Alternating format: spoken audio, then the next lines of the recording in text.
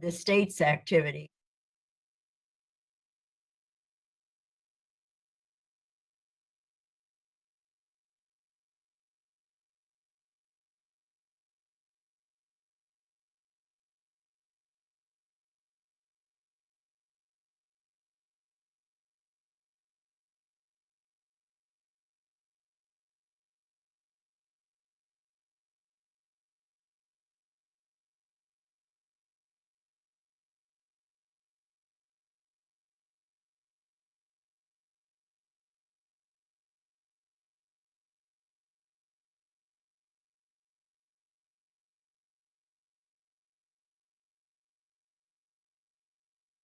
Not just McLean County.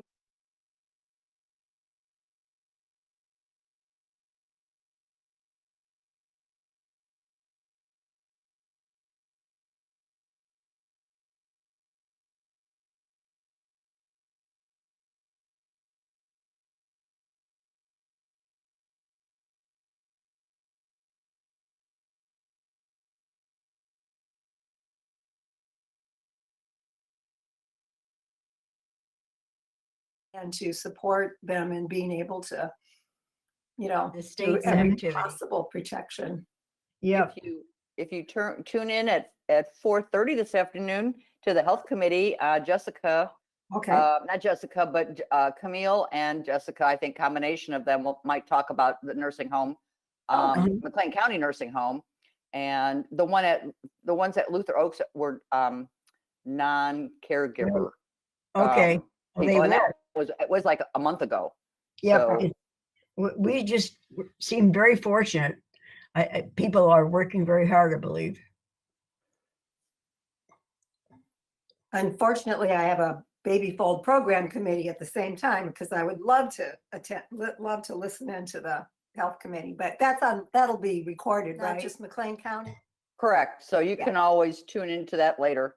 Okay, super. Either on Facebook, on the county's Facebook page, or the county's YouTube page Super. Thank you. or YouTube channel. YouTube channel. Uh-huh. Super. Good morning. Hi. Hi, Hannah.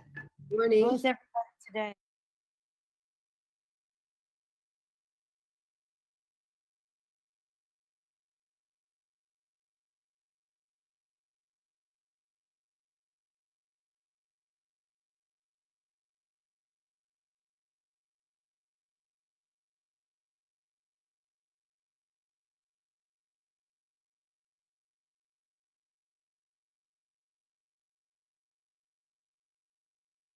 Mine as well. So I Caregiver. think we can go, Craig. Okay. Well, they People, and that will. Just so you was guys like a know, month caller ago. number 2 Yeah. is Trisha Malott. We just Okay, we're seem very starting. fortunate. People Okay. are working very hard, And I believe. Craig, Yes, Unfortunately, I have a Um, baby fold program committee. I know at the that same you have time some because I would love to abilities love to mute and unmute, or is that something we would handle ourselves? we prefer that you do it yourself. If I Okay. start to get an audio loop, I will go ahead and push the override mute out to you and you'll get a notification, but you'll be able to come back in when you want to. That's fine. That's fine. I was just going to suggest that the people who are at least visible, that we all mute and then kind of indicate that you want to raise your hand or something, because sometimes it's becomes a little chaotic, not knowing or seeing. So welcome, everybody. Here's our first ever, and maybe who knows how many of these Zoom meetings we're going to have. So, thank you, Amy, for putting the agenda together and all the materials. I'm sure everybody was really happy to get that.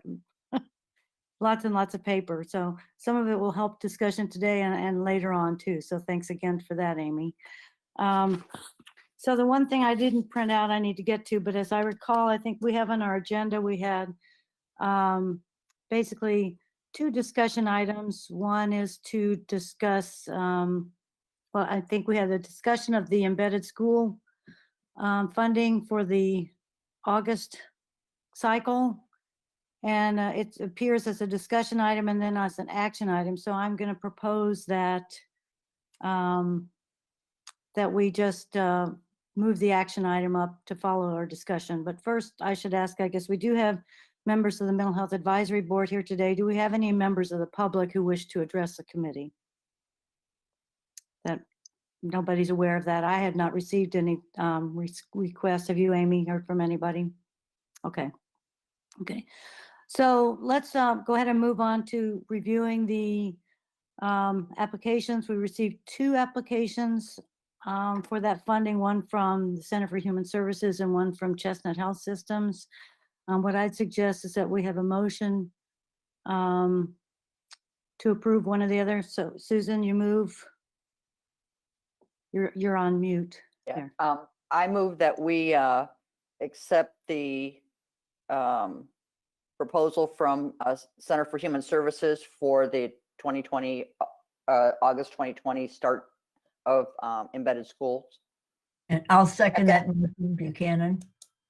Okay, so is there any discussion? I think Amy provided us with a nice summary of what, and thank you to all who took the time to read and comment on those applications. So is there any discussion about this? I would just like to say, as both agencies that put in for this, put together very commendable proposals and, you know, and do offer good services in this area. So we're grateful to both of those agencies, but I support what was just recommended. Judy, were you trying to comment a moment ago? Since we can't see you, I want to make sure we don't lose you. No, okay. Susan, you had a, Yeah, I do have one question, and I don't know if we can answer that question, but I think it's worthy of discussion. On that additional question that was asked, actually, that was a question that I asked, you know, and this will also apply when we talk about things in the future too, is that if there is not in-person contact, and then also with being over the phone or video or whatever, does that impact how much we end up getting charged for them by them, or are we just going to pay them regardless, or what on this? I mean, this is kind of new. We have to figure out, you know, how this billing is going to be on their services, you know, and I guess this is the first one we're just actually discussing how we're going to do that.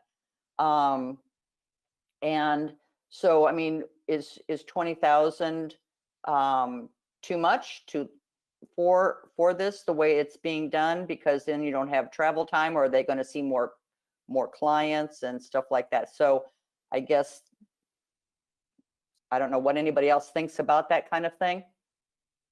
anybody? I think you're right that this is not just a question for this particular program, and good to raise that question.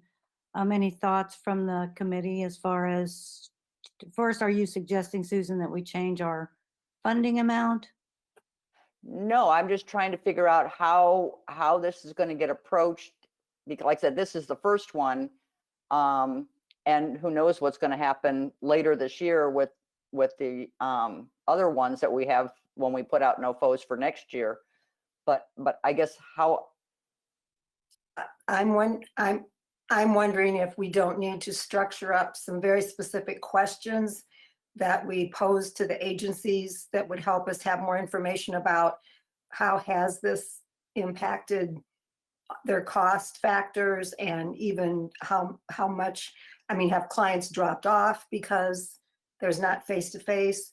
I'm also guessing that at some point there'll be some sort of a hybrid model where they will still be seeing maybe some online, but some in person. And then, of course, they're going to need the protective equipment and personal protective equipment and all of that, which is, you know, sometimes been hard to come by and or costly.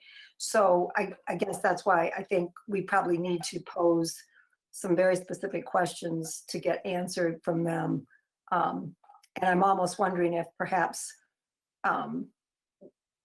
you know, get something more definitive at the end of the month when we may be changing the state guidelines for our stay in place order from the governor too.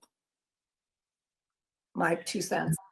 Yeah, no, this is Buchanan, and I do agree, Corey, that I had my light on. I was going to contribute the same message. I think we can work with our agencies because they're going to be confronting something very different too, in terms of costs and timeliness and how long does it take them to even make those contacts. So I think that we devise something perhaps, with them in our pilot here, how to do it under social distancing, and ask their help in constructing something. Well, let me just be clear. I think right now we're moving on an item to fund them in accordance with the NOFO and RFP that went out to them for the dollars and expectations. So perhaps it would be useful now to determine whether we want to vote on that. I think all comments made in terms of what we're looking for in terms of expectations or the type of reporting we may want is going to apply. And this may be a good opportunity with this one, although they're going to, their timing is off. We also have the others who will be funded, I guess, through the end of the calendar year. So I think we can deal with all of them on that. And of course, we're entering the summer months, which for all these, it was going to be different than, I mean, I guess, sorry.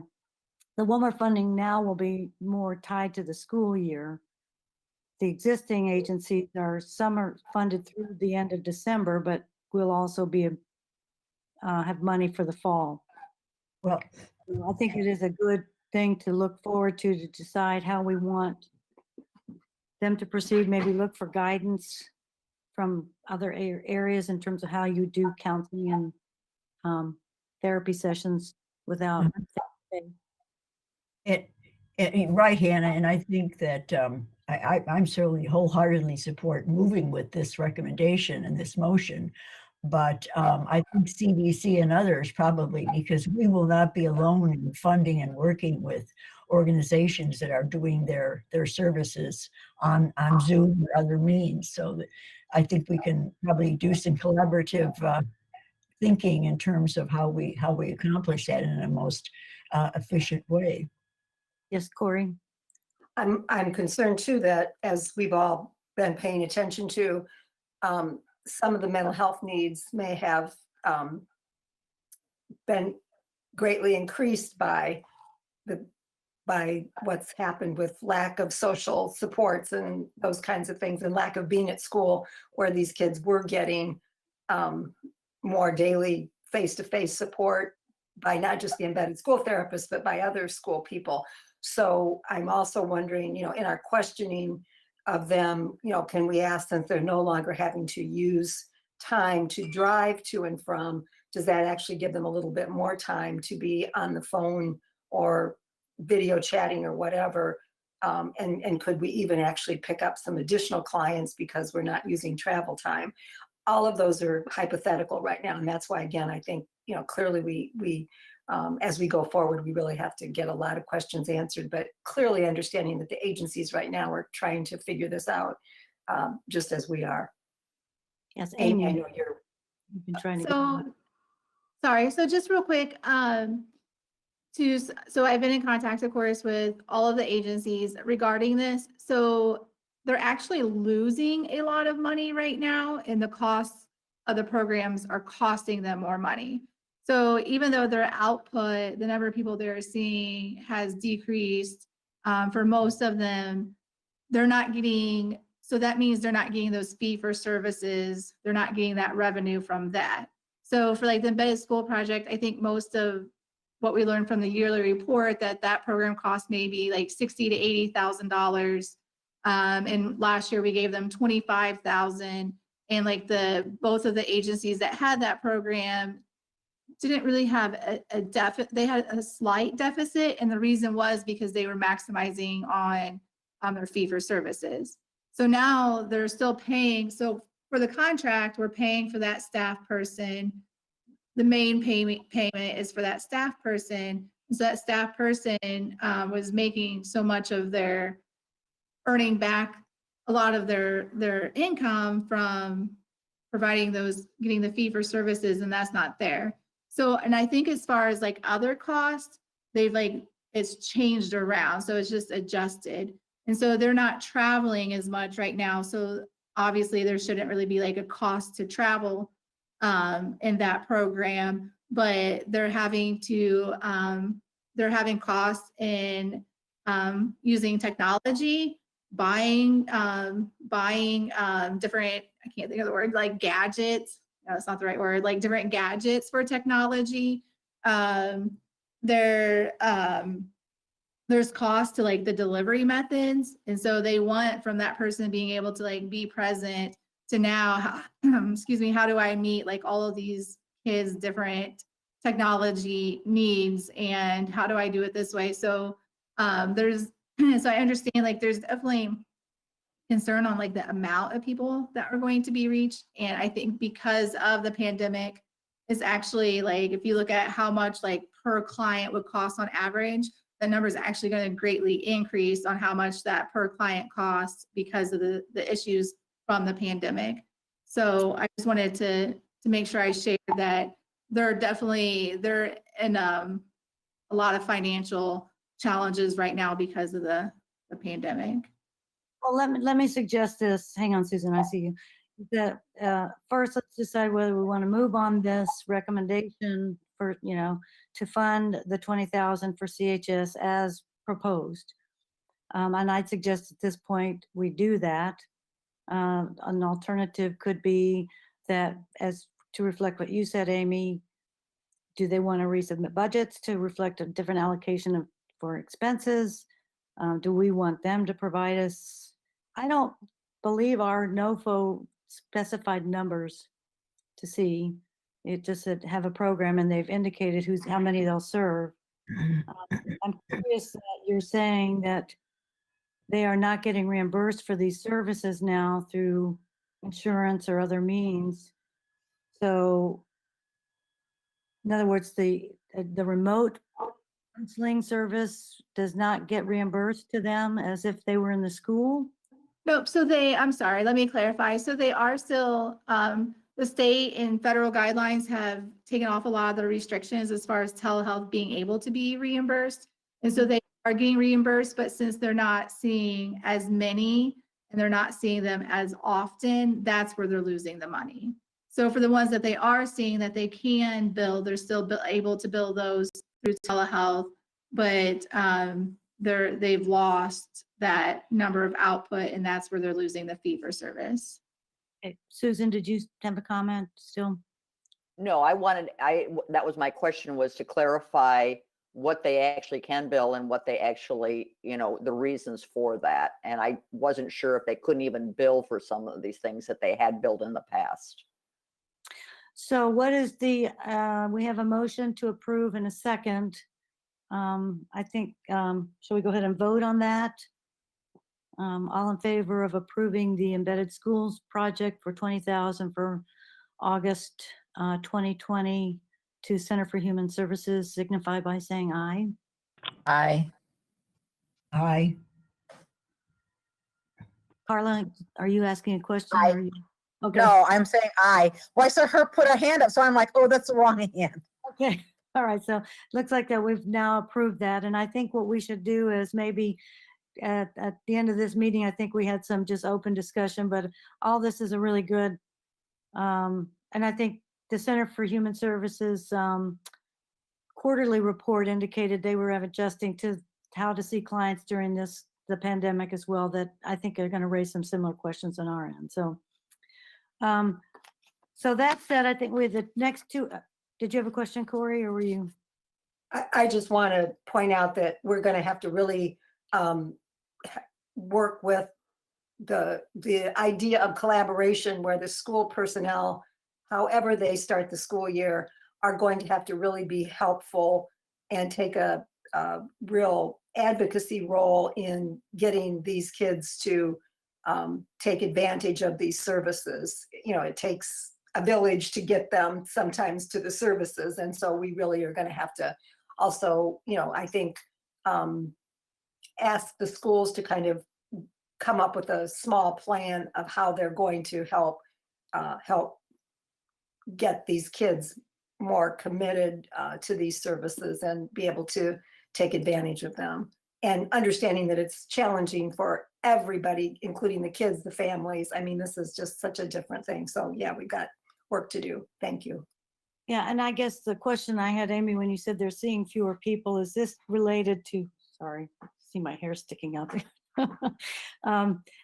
To technology lacking in the homes? I mean, clearly, if they've got the connections, it may be, as you said, Corey, just takes a little more pushing and coddling to get people to do it. But It's a variety of reasons, Hannah. And so some of it is the kids are in the home and they're also like trying to share the technology with the parents, or they're not able to find privacy away from their parents to talk. Some of the kids, their stressors they felt was coming from like being at school. And so now that they're at home, there's actually less stressors. Whereas with some of the other kids, there's more stressors from not being at home or not being at school because of the home environment. And so it's raised it's raised a lot of like concerns. And also the referrals were coming from, they were receiving referrals from the school staff. And so now that the school staff doesn't have eyes on these kids to see what's going on, that's kind of slowed down some of the referrals. But just real quick in response to what Corey was saying too. So my site visits for the first quarter have started, and I did have a site visit via GoTo with one of the embedded school projects. And it went extremely well. And the school said, the school and the agency were working really well together. And the school said that they know that there's going to be several weeks or even longer that they're not going to really be able to focus on academics when school resumes. They're really going to have to focus on that social, emotional learning and just kind of getting those kids like geared back up mentally and physically to be able to do the work. And so there's a collaboration with that agency to just be able to help support those kids. And in the meantime too, until school starts, the school district did say that some of the parents that have some of the more, that have some of their children that have some extra needs are reaching out to the school more because they're struggling more with doing their homework in the platform. And so the school district agreed to, you know, really trying to currently like connect those kids with that agency because there may be other, you know, emotional and mental health challenges going on that's like creating these problems at home.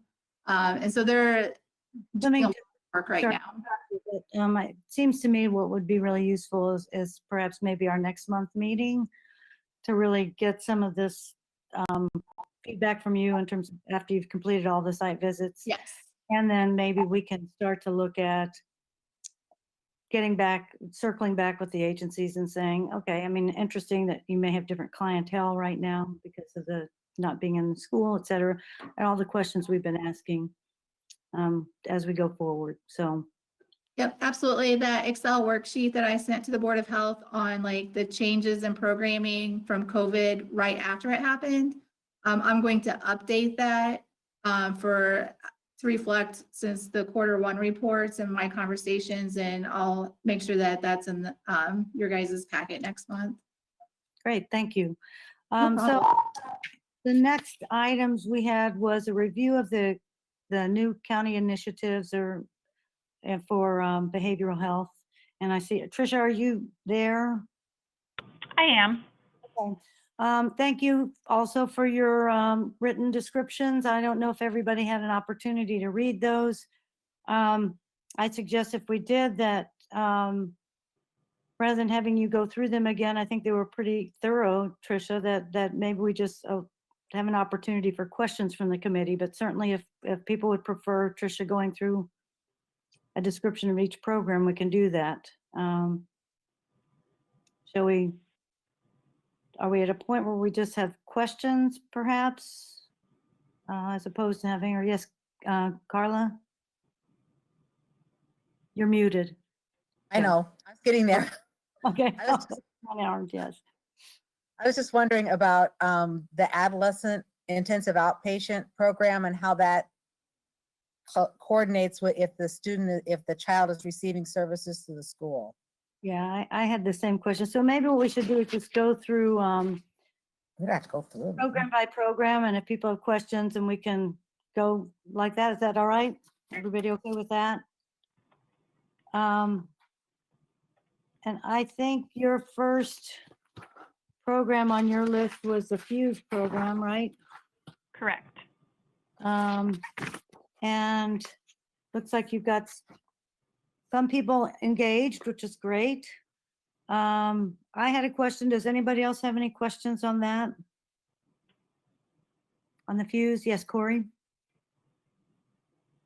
Just real quickly, I know it was never meant to do a large number because it's very clearly, it's for the ones that have the most significant needs. But are you, again, talking right now, 5 participants, are you expecting, how much farther can you go? And are there some that are not able to be served right now that would fit the criteria because there's simply not the capacity to do it? Well, let me first clarify, when you discuss capacity, are you referring to program capacity or participant capacity in terms of whether the participant is able to I guess engage? both. Thank you, Okay. both. Yeah, okay. So we can scale up, but the intent from the very beginning has been to admit 10 per year. And to scale up slowly in order to prove outcomes. So the intent is not to consistently just take more and more participants on, especially in the early years. So the plan is to have 10 in the first year. We have several more months before we truly reach that 1-year calendar point. And the description I always give is because of who we're looking for, and because it's not so much a referral-based program and instead a data-driven program where we're taking data and then doing outreach, and because most of these individuals are homeless and we don't start from a position of having signed releases, it also means that sometimes my best description is that it's like doing a cold call, but without the information. And so it's like a cold face-to-face, but you don't always know who the face is. And so it can make finding people a challenge at times. We do have, other participants to reach out to. We have put outreach on hold in the midst of COVID-19 because staff are also working as remotely as possible. And so outreach is currently on hold. And when we have gotten calls from a few other folks about people who are actually on our list, we have coordinated with them about how we could possibly admit them or put things into place. So we continue to move forward in that way. We can, without any staffing changes, we can accept right around 50 participants before we need to start to explore adding staff for our staff to participant ratios. Tricia, that was a question I had, and maybe you could just describe the staffing levels and who they are, what they are. Yeah.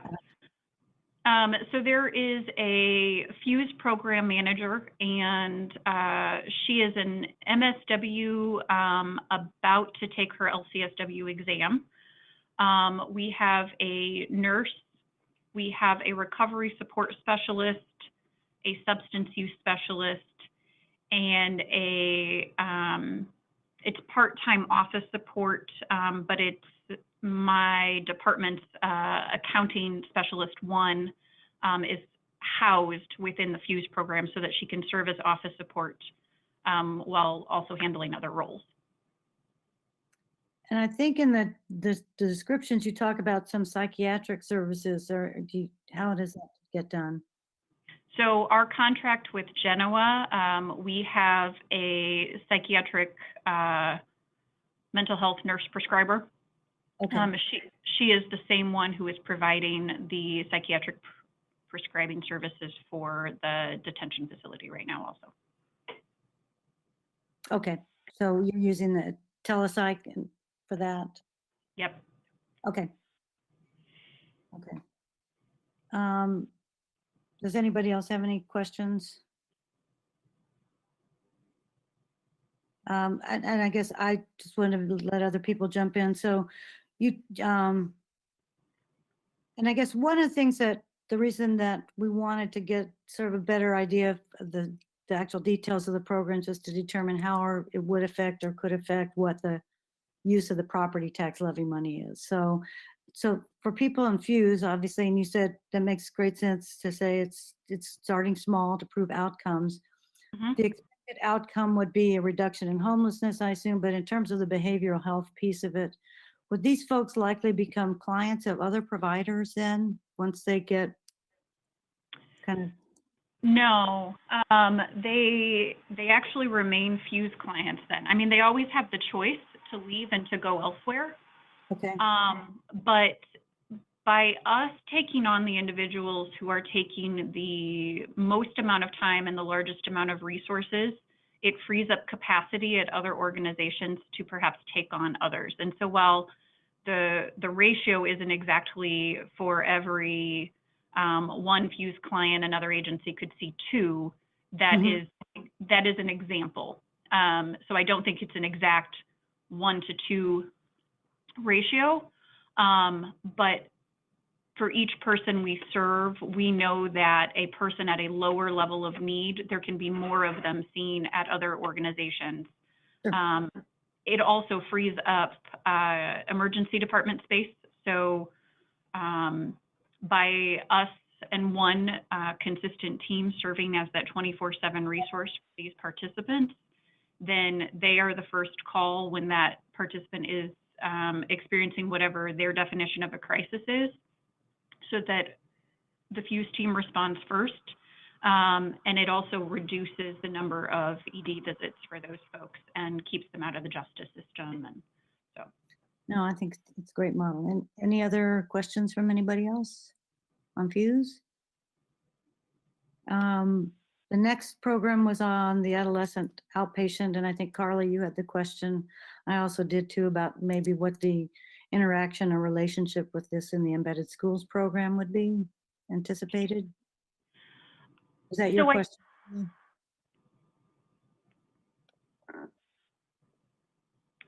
I think. Yes, that's my question.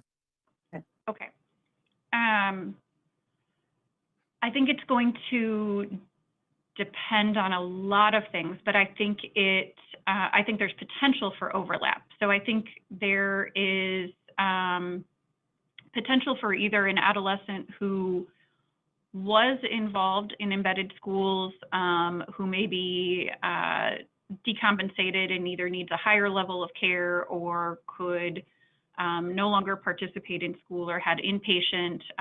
It would be upon that transition that they would become involved in the adolescent intensive outpatient program, or upon their return to school, if they're returning to a school that has the embedded program, that would be one of the linkages made and would be an absolutely appropriate linkage made for them. The harder piece to predict or determine with this is, without an official program in place and an exact model by a lead and collaborating agencies, it's hard to know exactly what that would look like. And so I can only talk about intent of model and what I would anticipate. But I would anticipate that at minimum, as the program is transitioning adolescents back to school and connecting them with community and school resources, that if they are returning to a school with the embedded program, that would be one of the linkages made. And I understand that it's still a work in progress, but do you have some relationships with the schools set in place yet? So the schools, and more specifically, the Regional Office of Education, were part of the planning for the IOP program. As sort of a collective representation. And I know that Mr. Jontry had conversations with some of the school superintendents and principals about what their, I can't think of the term, their homebound students were. And so that was part of what went into the planning for it, was looking at percentages of homebound students, the amount of time they were often taking, what that transition back could or should look like for best practices for those youth in returning to school. We also know that the key providers who would likely be a part of the collaboration are also all agencies that have existing relationships with the schools. Yeah, it sounds like, go ahead, Susan. Susan. So my question is, well, I kind of 2 or 3 part question, because that's the way all my questions are usually. I would say it sounds like you. Number 1, I know you put the RFP out for this, correct? Correct. And has that time, have they been completed and returned and everything like that? And then because of COVID, you know, when you're talking about intensive outpatient, I think that when we were talking about this in our discussions on actually, you know, creating this program, that there would be a place to go for these students to go, like for 8 hours a day or 4 hours a day and things like that. So with COVID, how has that impacted actually moving forward with this program at this point in time? Right, so I'm gonna back up to the first part of the second question, which was really about the receipt of applications for the RFP.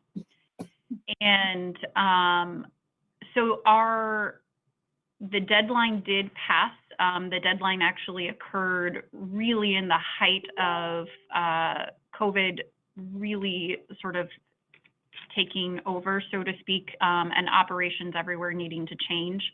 That is what it coincided with our due date. I recently followed up with some of the agencies who had reached out with some questions throughout the process to find out their status, and had a conversation with them because they had chosen not to apply, and had a conversation with them, and we talked through sustainability and what it looks like. What I will be doing is looking at what their comments were and how it may or may not fit with the original intent of the program, and either having to take things back through committee for a revision if that's the direction it needs to go, or minor revisions that could reissue the RFP without having to go back through committee or back to the United Way. So that just occurred at the end of last week. And so right now what I'm doing is I'm exploring the factors for sustainability. So only one revenue estimate was used for sustainability rather than looking at unbundled and individualized services. And so I'm going through and I'm looking at what sustainability could look like based on unbundled and individualized services, making some basic assumptions that fit in with the RFP to see how that potentially impacts sustainability before moving forward. So in the midst of the very end of your question about COVID and services, while part of my response is that it's somewhat of a moot point because there's nothing to implement at this point, I think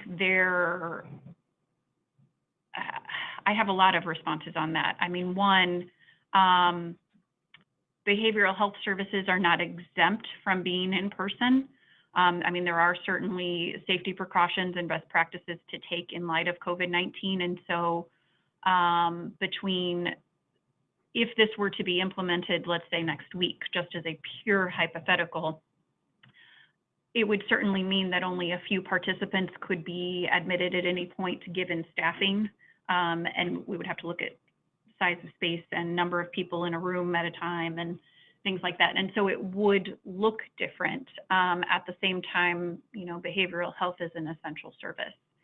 And so I don't think it precludes implementation. However, I will say I can't help but think that it may play a part in agencies' hesitation in wanting to take on a new project right now.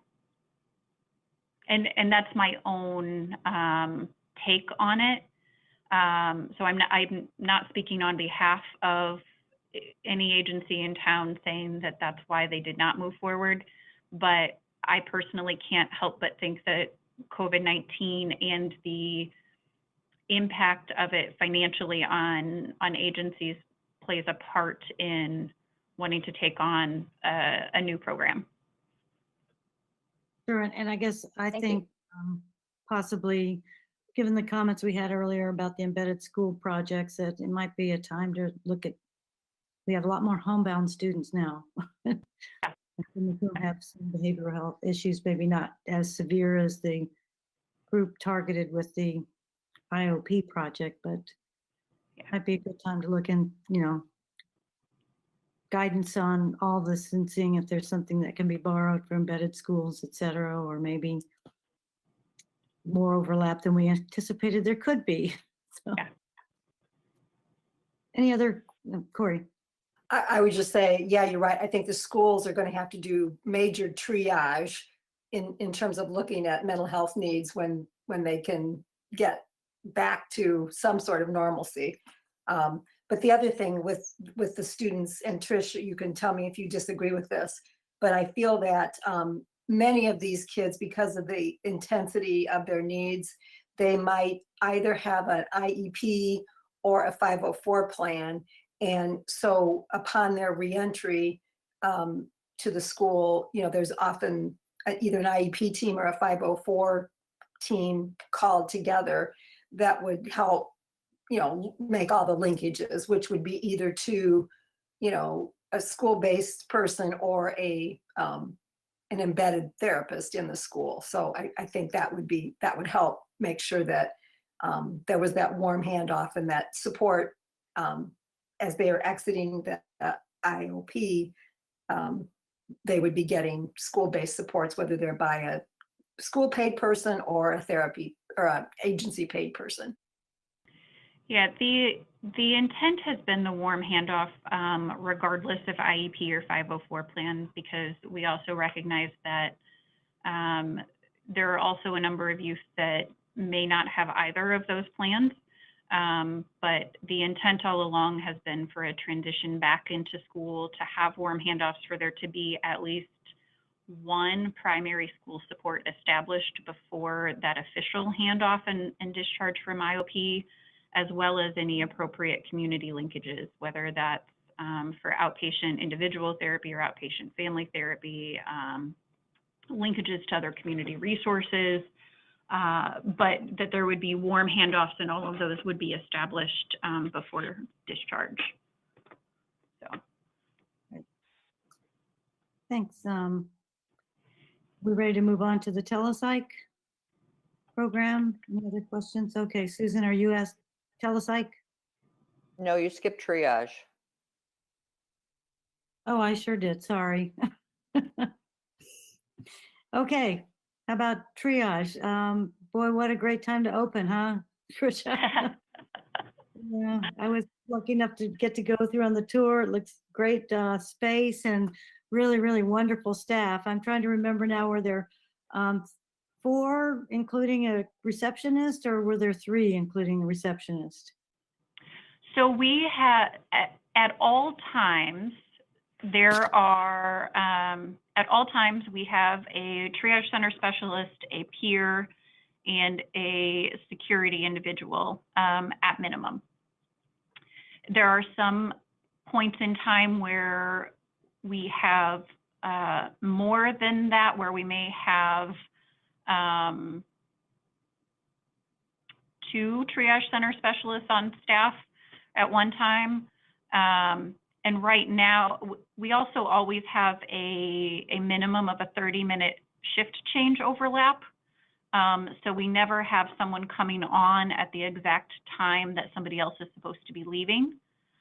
And our security has a different shift time or a shift change time than the rest of our staff.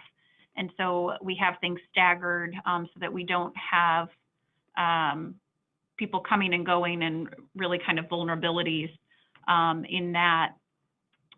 We also have a lot of things that are shifted right now because of COVID-19 and making sure we don't have too many people in at one time. But the total number of staff under triage is, hang on, let me count real fast.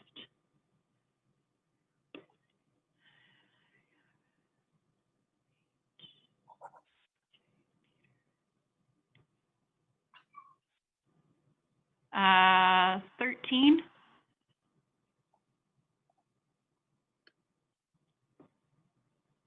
So there are 13 total staff, and that includes peers and security. But they work different shifts, as you said, right? Correct. So- Yeah. Are they full-time though, FTEs? All of the, well, so the peer, we have 2 part-time peers and 1 full-time peer. 1 peer is going to transition to full-time so that we can approach opening 24/7, because that's always been the intent. And getting peer coverage has been part of our delay. And then we have 1 part-time security individual. So 1 of those 13 is part-time. All right. More questions about triage? Susan? Is it a multi-part question? No. Probably. You extended your hours from the initial opening. And how has that gone? This is kind of a multiple part question. Have you been able to see more people that way? And is there an awareness of triage in the community? I guess that people can walk into it. I don't know how much we're marketing that, other than through when you talk about PATH or crisis or the hospitals, but just in general for someone that may be struggling. I have a relative that's a psychologist at a large hospital in Chicago, and she's not seeing her regular patients as much, but she's seeing a lot of first responders and healthcare workers that just need to talk. And so I didn't know if you're experiencing any of that. So we did actually see an increase by expanding our hours. And so the week we expanded the hours, I think we had 3 or 4 that came in that week that all fell under the new hours. And so the expansion of hours has helped.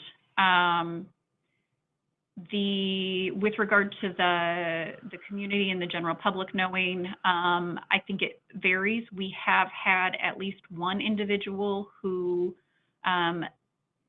self-referred and came in independently and had not had PATH or mobile crisis contact.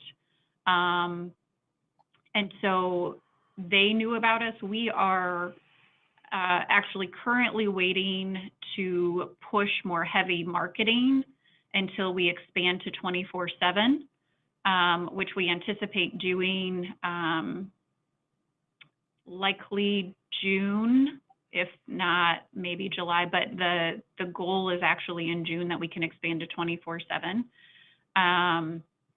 And at that point, we will market more heavily and do more traditional advertising reps so that we reach more of the general public. But at this point, don't want to spend advertising dollars when the hours are going to change. And also during a time where we know most people are staying home anyway. So with the idea that the shelter in place at least may shift some by June 1st, and that we're hopeful to be 24/7 in June, we will push out more marketing efforts at that point. I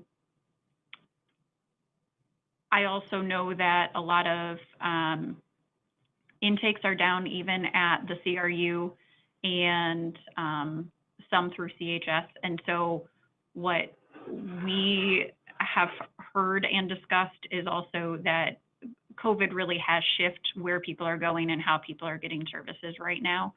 And one of the questions I've got at times is, how has COVID impacted the triage center? To which my response is, it's really hard for me to answer that because we opened in the midst of COVID-19. And so I don't have a pre and a post. But we'll push marketing more once we go to 24/7 so that we are pushing one message and not having to change it along the way. Anybody else?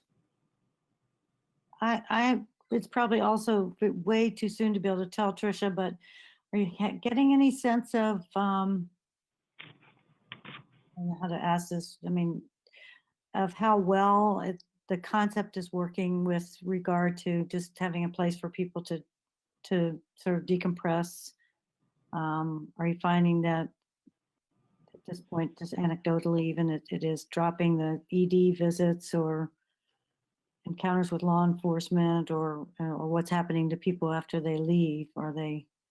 Yeah, we've had, so I think we have successfully had follow-up with all of the individuals who came in, maybe not one. There might have been one that we haven't reached. I'm trying to think. But one of them in particular comes to mind, and they did actually need hospitalization when they came to see us. And we arranged for that for them. They had actually requested a very specific place that they had been before, and so we worked to get them to be able to go where they wanted and needed to be. They reached out to us upon their discharge to tell us what their experience with us was like and how appreciative that they were. And we have had, like, I can think of 2 other situations like that, where either in our follow-up with them or them reaching back out, they have really appreciated the space and their interaction. And so the feedback from the people who have come in, even if they were brought by law enforcement, has been really positive so far. Yeah, it seems like, I just didn't know if how many, and again, way early in times to know how many folks got what they needed at that moment, and didn't need follow-up services necessarily, but really needed some place to go for that. Yeah. Short Yeah. for that, they would have gone to the ED or maybe ended up in jail. Yeah, for several so far, I think it has been the appropriate place. I think the one who did end up being hospitalized is one that was brought by law enforcement, and I would say is one who in that moment could have probably gone many different directions with where they were taken. It would have been justifiable for that person to have been taken directly to the ED. It would have been appropriate for that person to have been taken directly to the CRU had they been agreeable, and also understandable that they came to us. And we view our role as helping link them to what they do need, or being the space that they need in that moment. And so, so far it's been positive. It's been a small number, but it's been positive so far. Any other questions?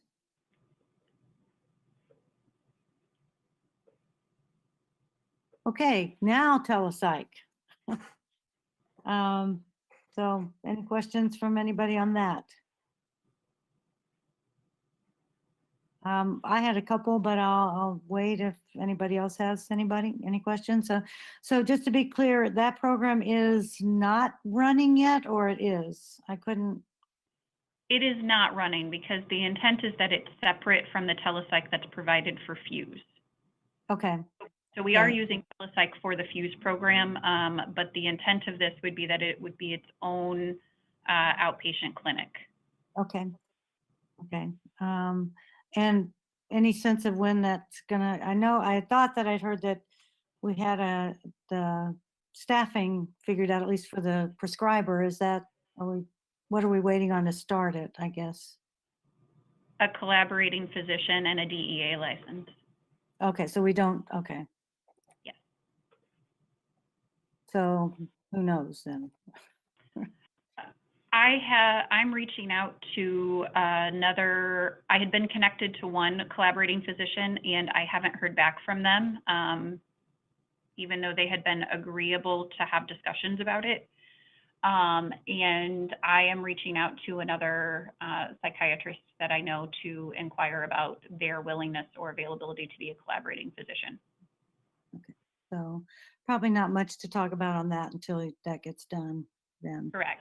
That's why I'm hoping to have some of that ironed out soon, but collaborating physician and DEA license are. Yeah. Okay. So thanks again, Tricia, for the great summaries and taking the time today to meet with us. Oh, you're welcome. I turn it back to you and ask you if you have any questions of us. Since we're all sitting here. I don't think so. No, the questions posed of me in advance to be able to prepare what I did for you all was helpful so that I could make sure that you had the information that you wanted. But no, I don't think I have any questions back to you all. Well, I thanks. just said, can I just Okay. ask a quick, so Tricia, all of your people have all of the protective equipment they need and everybody feels safe and that they can stay well through all Yes. of this? Great. Yeah, so they, most of my Fuse staff are working remotely. Well, so they're all stationed from home as a place of origin. I only have one or two who are actually physically going out and seeing clients face to face. And even then, they have masks and they have the disposable surgical masks to provide to clients if a client doesn't have a mask to wear for their interaction. For the most part, they're able to keep the 6 feet distance anyway, except for a few occasions where they have had to take somebody to a medical appointment or to prompt care or something like that. But most of their contact has been virtual in some capacity. Our prescriber has been fantastic about coordinating, and while she's telepsych, she's been great about being flexible and coordinating with clients during the midst of all of this and maintaining her relationships with folks. And everyone in triage also has cloth masks. Ema was great and helped make sure that all of my staff had cloth masks, and we have had also some surgical masks for staff, and we have plenty of hand sanitizer and disinfectant and everything else to keep the place clean. So yeah. Great. So once again, thank you very much. I'm sure you've got plenty to do, so you're welcome to stay with us, or if not, then you can get on with the rest of your busy schedule, I'm sure.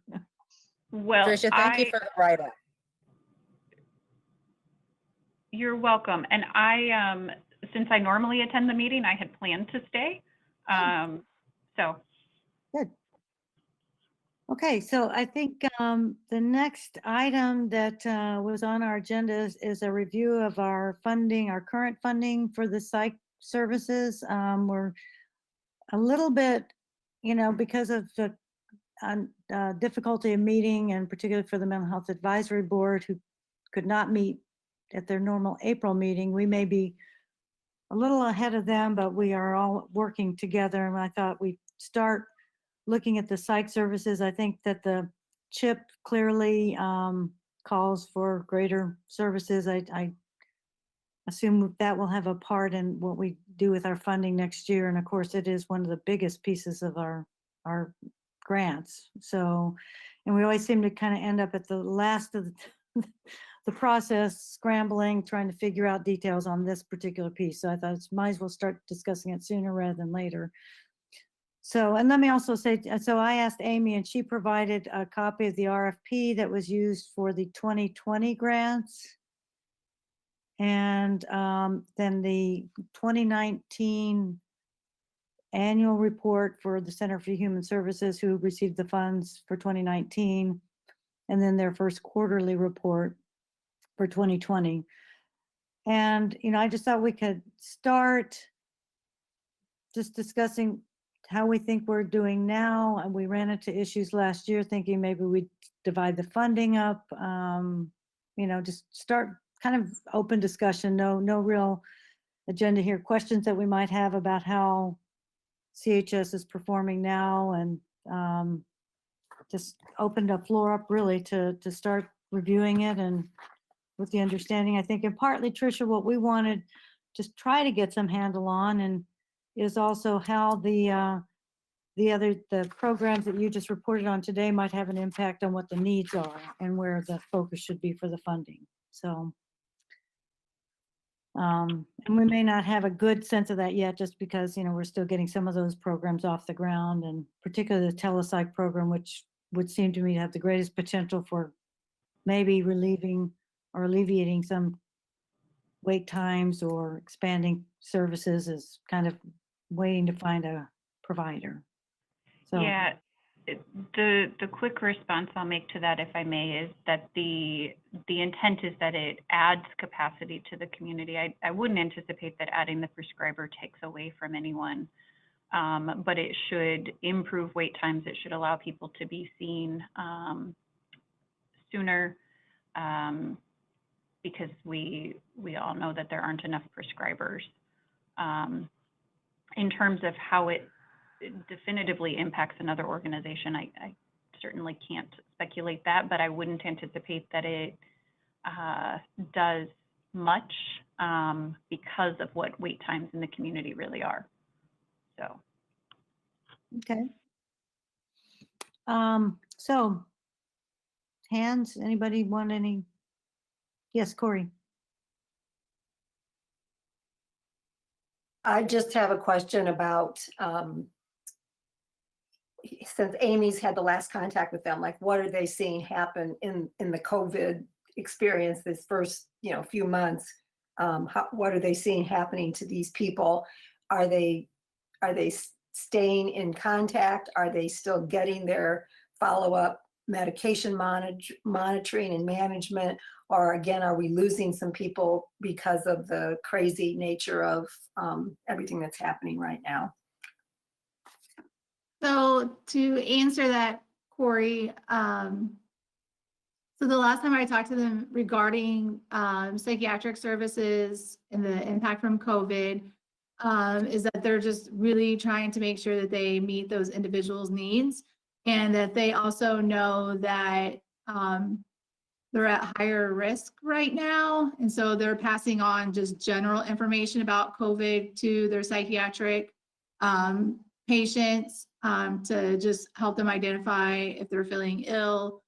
So anyways, as far as like receiving services, they have approval from the state to provide telehealth.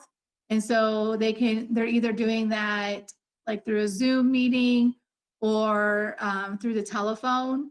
But then they also know that some of their patients don't have a phone technology, or like their phone numbers change frequently, and so they can't get a hold of them before their appointment to have other options.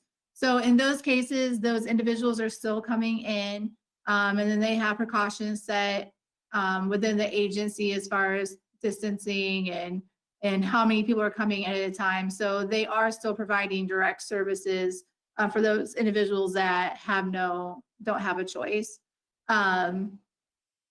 So all of the services that program provides, like the medication management, the medication monitoring, still having lab results, all of that is still occurring. They have had a struggle with getting some PPE, just like all of the other community agencies, but EMA was also able to connect them with some of the PPE equipment they needed to continue to provide services. I know they have a concern if they have if there's a outbreak, one of their residents that has one of their homes that has some of the patients with psychiatric problems, that they are afraid they're not gonna have enough equipment for that. But anyways, so they're just continuing to do what they can. Just like with all of this, like we know COVID has a huge impact on people's mental health. We're not really going to even know how much of an impact until years to come. And they did share that they had one patient that did come in last month and was experiencing some psychosis, and they ended up having to, she had to be hospitalized.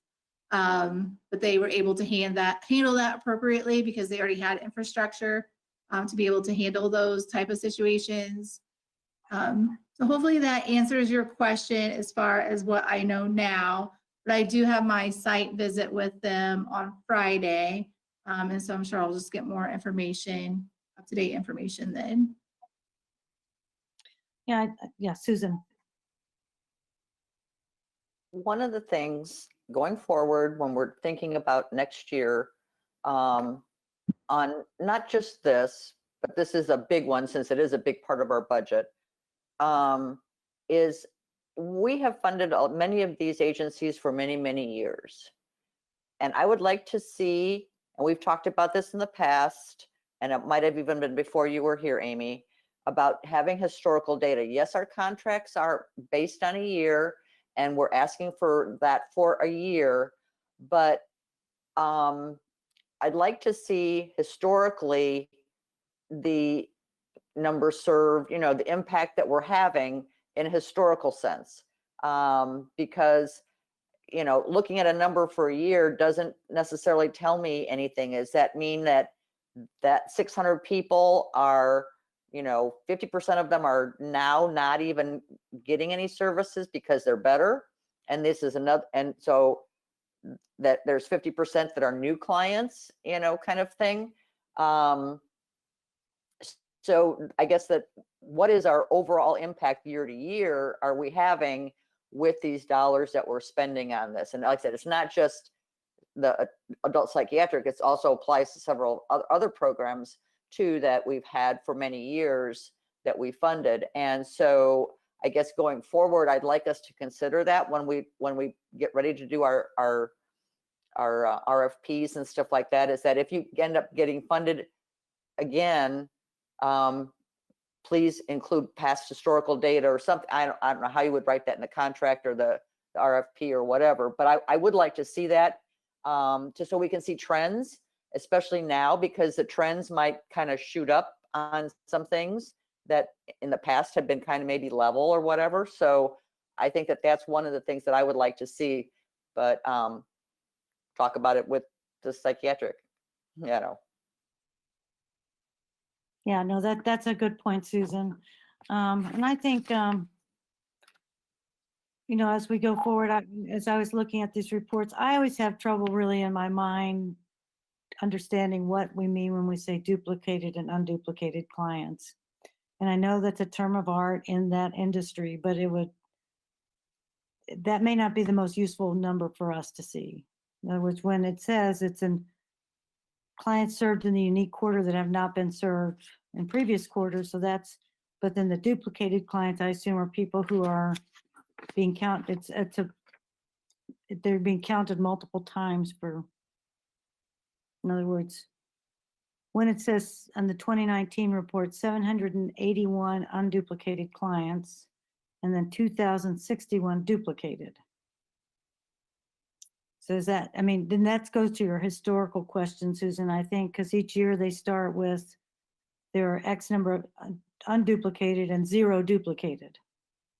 And as you move through the year, then, you know, but, so I don't know what the 2,000 duplicated clients means. Hannah, so that, I agree with you. So that 2061, I would ignore that because, so the electronic health system that ended, January 1st, the way that that electronic health system was set up, that was the system that kind of put into place that unduplicated, duplicated, closed, like all these really confusing terms. And then the way that like the program like calculated that the duplicated number, it didn't make any sense. And so that was across all of the agencies. Obviously, CHS didn't use the electronic program for that report, but they were following the formula that everyone was for that report. And so, and also just to kind of respond to Susan, so the historical data, we should be able to do that now from calendar year 19 moving forward. Because before I took on this position, a lot of the reports, the agencies were reporting how many people they were serving from like all of their funders and all of the program versus like, this is what is being served. These are the output numbers for like the Board of Health. And so I've really worked with them in starting the beginning calendar year 19, where like, these are the true numbers from like the Board of Health, if they can in that program. And so that could definitely, as far as like the historical data, that would be something that the agencies that have a contract or that had a contract in calendar year 19 and then a contract this year, and they're looking at something next year, they should be able to provide that historical data. And it would actually make sense because it's comparing apples to apples and not all these other funders. And then so that could be something that could be in their contract as far as in reporting, just maintaining, showing like this was fall of this year, fall of last year, and then in that RFP. But Hannah, yeah, that 2,000, just that number, they did not see 2,000 different people. So the total number of people that they saw last year was 781. But I mean, sorry.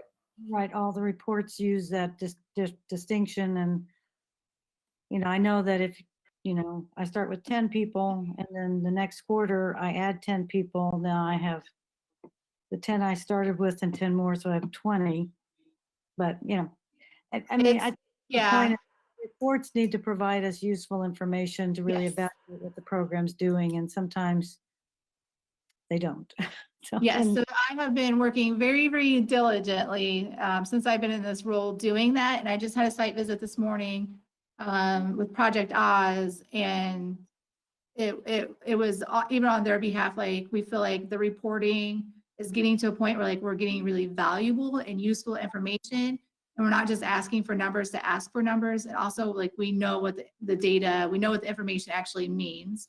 And so I'm pretty confident and hopeful that as we continue to move forward, especially now that we're not using that electronic health system, like the reporting will be more valuable to the board. okay, go ahead, Susan. Well, I guess to kind of keep going on this a little bit, because so you have in here CHS's first quarter report, and they have 658 unduplicated clients. So those are 658 unduplicated clients that we are providing for, or is that just, I mean, they start out with that number. And this is the part that I think is confusing to us, is that they start out with this number and that's how many they're serving with just the Board of Health funds, or is that how many they're going to serve throughout the whole year?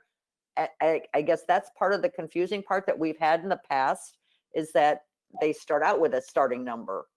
And then if they are going to add clients, then as every quarter, we're going to see that number change, or is that number always going to be, I mean, because I think before we've kind of seen that number pretty much almost be the same and not really change, because they've just kept that number of clients throughout the whole year.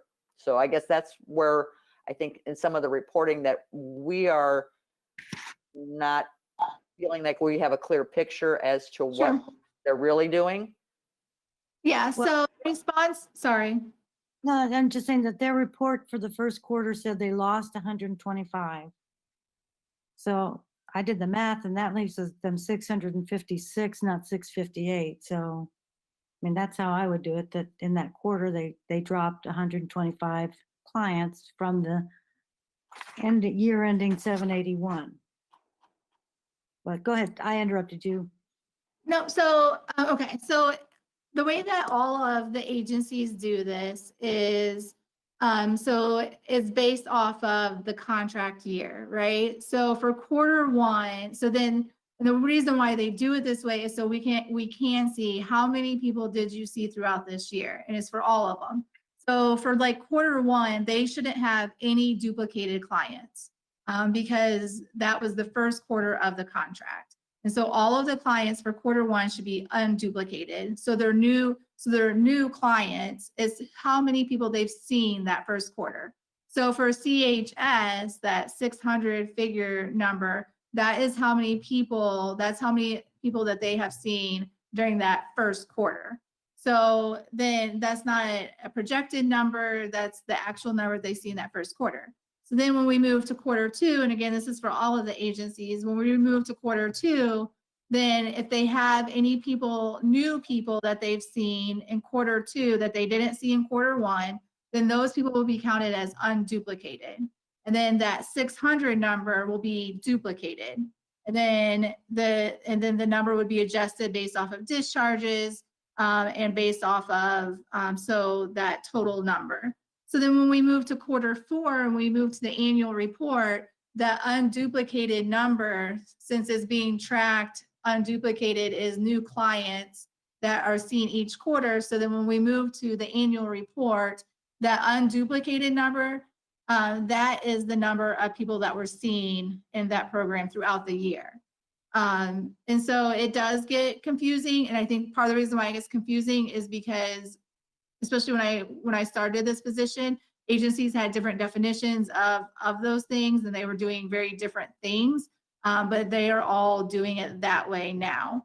And then the other thing too, Susan, so for most of the programs, if they can, so there are a couple of programs that I can't really like hone down on, like this is how many the Board of Health is paying for, but I really try to get them to do that. But for the psychiatry program, where it has that 600 number, that is not just the Board of Health funding. So that is all of the funding, that's all of the revenue, that's the entirety of the program that is being seen by other funders. And so one of the reasons too, then why with like a program that like this, that has these other funders and that's included in that number, is because when that other funding changes, that affects those numbers. And then it's confusing to like the Board of Health, because why would we see these changes in numbers if we're giving you the same or more money? And that's because it's not just based off of our funding. It could be based off of losing funding somewhere else.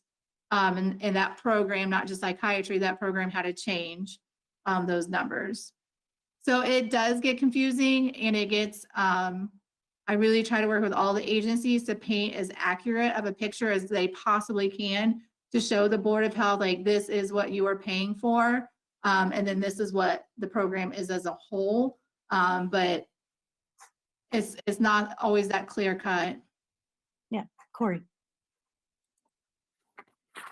Okay, so I'm looking back at some questions we put together for them to answer in October of 19.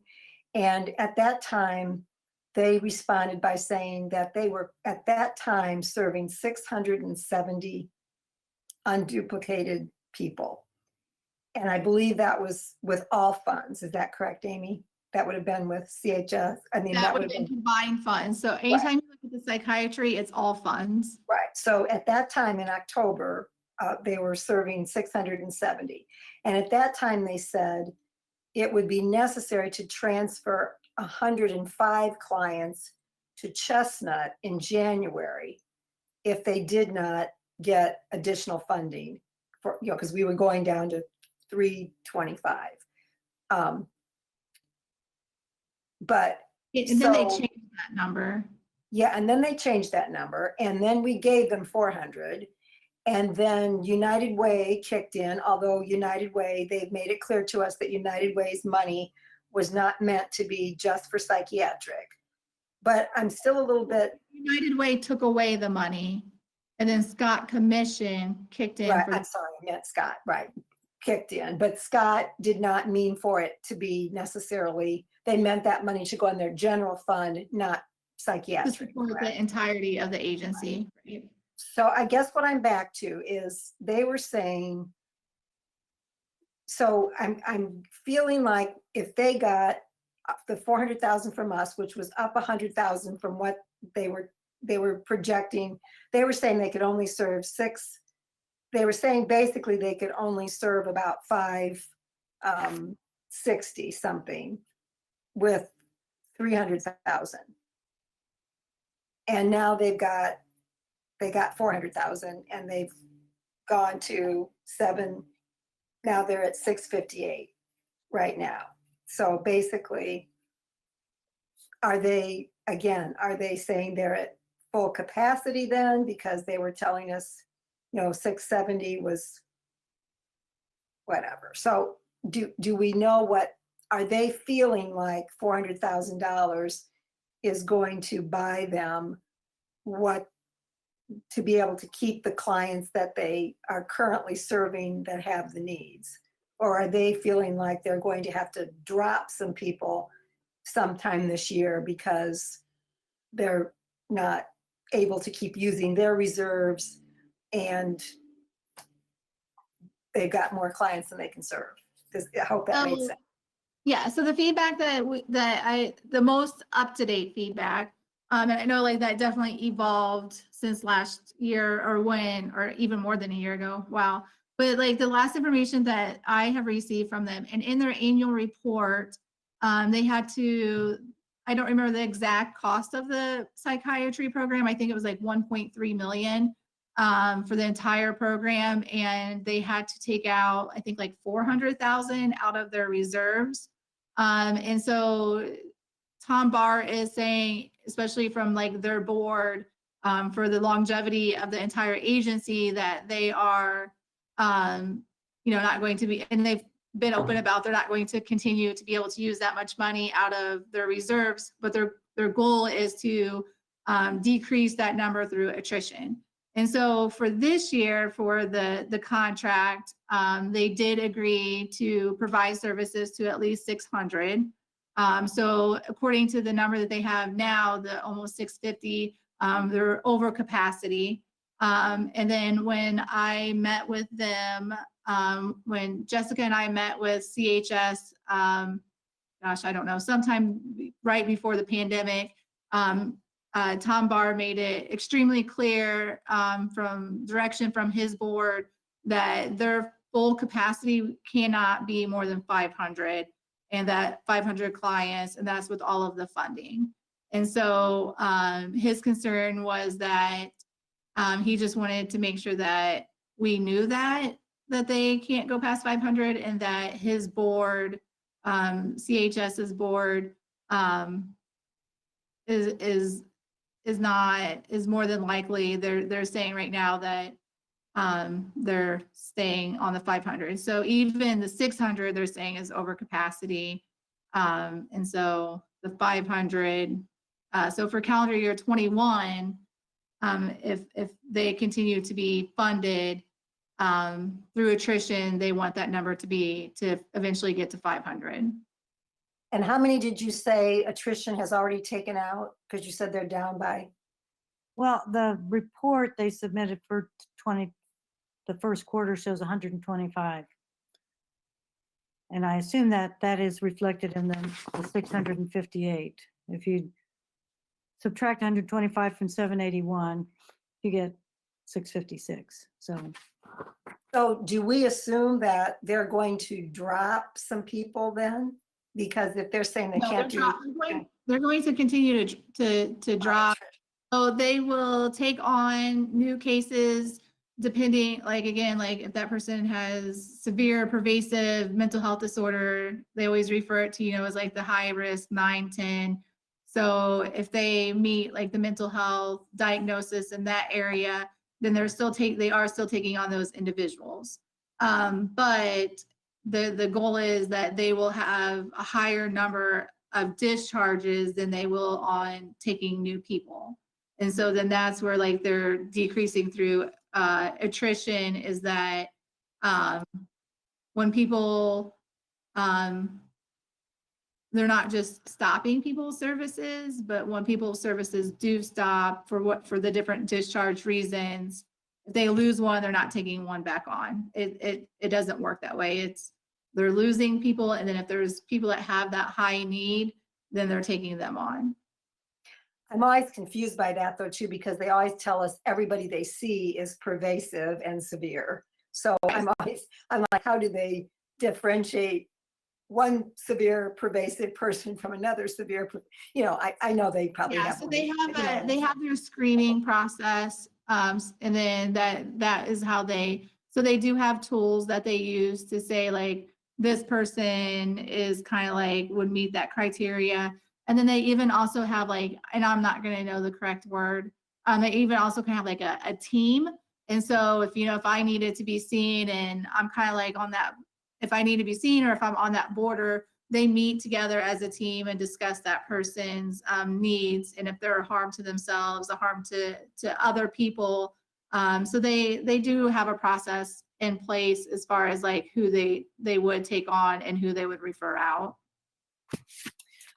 Well, I very much want to avoid our problems of last year, and I think we're starting to head that way again in terms of, the moving numbers around.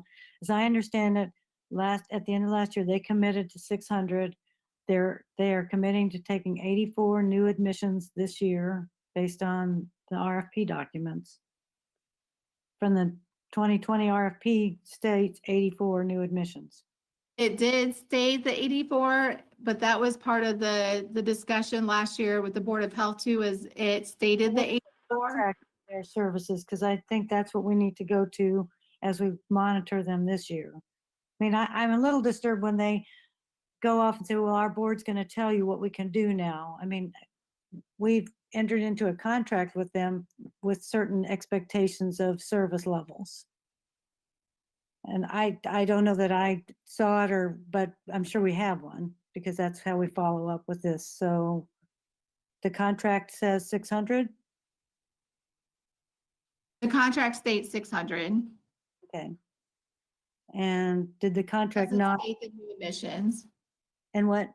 It doesn't state they have to take X amount of new admissions per year. That was where we had some issues last year with And that like, becomes kind of a shell game. Okay, I can take them, but I can drop them over here. So the point is that our contract says they'll have 600 caseload. However, yes, they will not fall. So for this year, they will not fall below 600. so that's good. So that we know. And, as far as I think what we're looking at is how do we want to fashion an RFP to feel secure and knowing that we're going to get what we need service-wise for the community. And, oh, yes, Susan.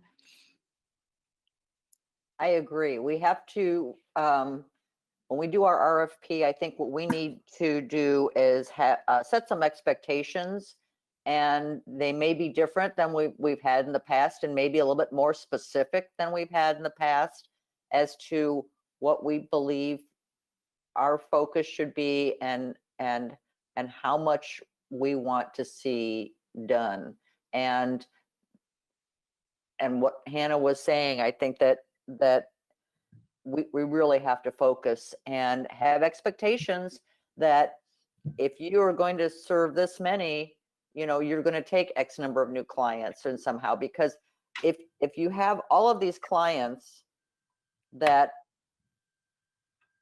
you have for the whole year and you never take any new clients, I mean, we're not expanding our capacity. We're not helping as many people or new people that are actually having more problems and things like that. And we're just kind of maintaining the status quo. And I don't think that that's what we really want. I think that we want to make an improvement in the community, not just maintaining a status quo. I guess that's kind of where I'm at on that. Well, and I think going back to Tricia's report on the Fuse program, we can't know what that means to take one of those very high need, high super utilizer people out of the mix. But Tricia, I think you said, well, it could be 1 to 2, who knows? But that, you know, then that creates that capacity for others to pick up that slack. So I And think it's if I might, this is Judy. Very good discussion. And I think for us, it's been finding that fine line between what they say they can accommodate and what we think or believe to be the need in our community. That's been very difficult. And if they aren't able to meet that need, do we have options for alternatives? So I think we need to continue to fine tune our definitions to help us with that. And I'm reminded that perhaps our triage center or our telepsych may, once we are in what may become normal, may help us with that, because to this point, we've just had the one option. And I think our dilemma has been that was it, our fear that we would perhaps have no services if we didn't find some kind of a way to compromise. Yeah, I mean, I guess I looked on the website. Does anybody know, does the Chestnut FQHC have a psychiatrist at this point? It didn't look like they did, I don't believe they do.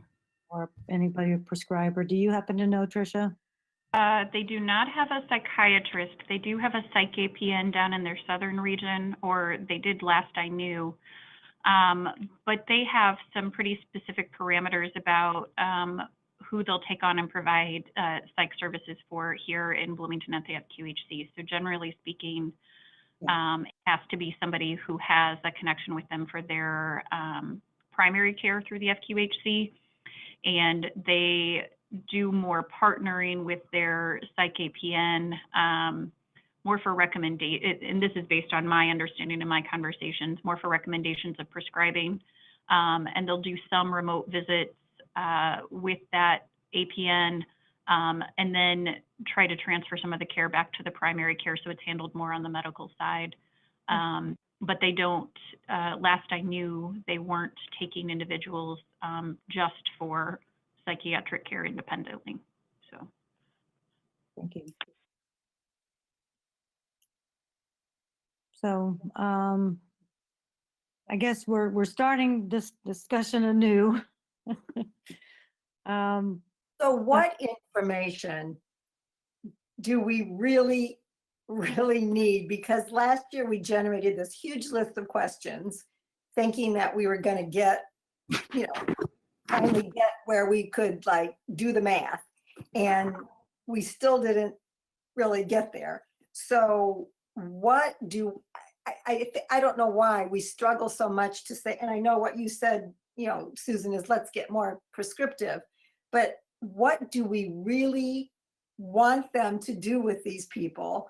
What do we expect? What growth or improvement do we expect to see in these people? Or do we assume maintenance, because that's what they pretty much told us, that this really is about maintaining these people from needing more restrictive and more expensive services. So if we are comfortable with assuming that maintenance is the goal to keep them from sliding backward, then what services should we really be paying for? And are we ever going to move to fee for service, or are we going to always, you know, pay for more the wage and fringe benefit? I mean, I feel like those are the two big issues, is what are we paying for, and what payment model do we believe is the best? I mean, to that end, and Amy, you said you're meeting with them on Friday. Yes, I On- have my site visit on Friday.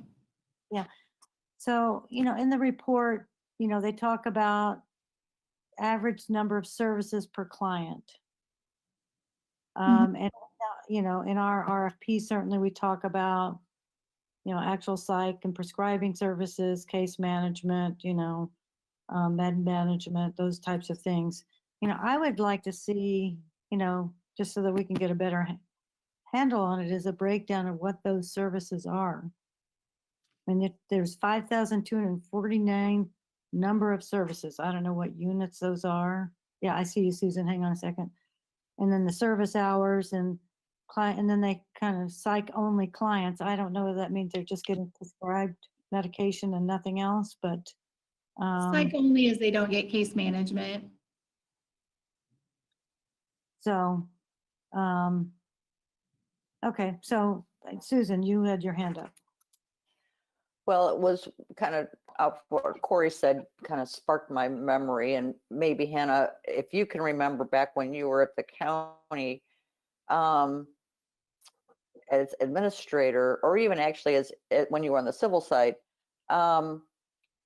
did we ever do fee for service? Because this is a capacity grant. So has it always been a capacity grant? And maybe do we need to go to fee for service on some, and then maybe not just this one. I don't know. Maybe on even some of the other ones that we end up looking at this year or for next year. Do we want to go to a fee for service kind of thing so that we do have a better handle on what we're paying for? Because I think that's been a question that we've had over the years, especially on the psychiatric, part of it.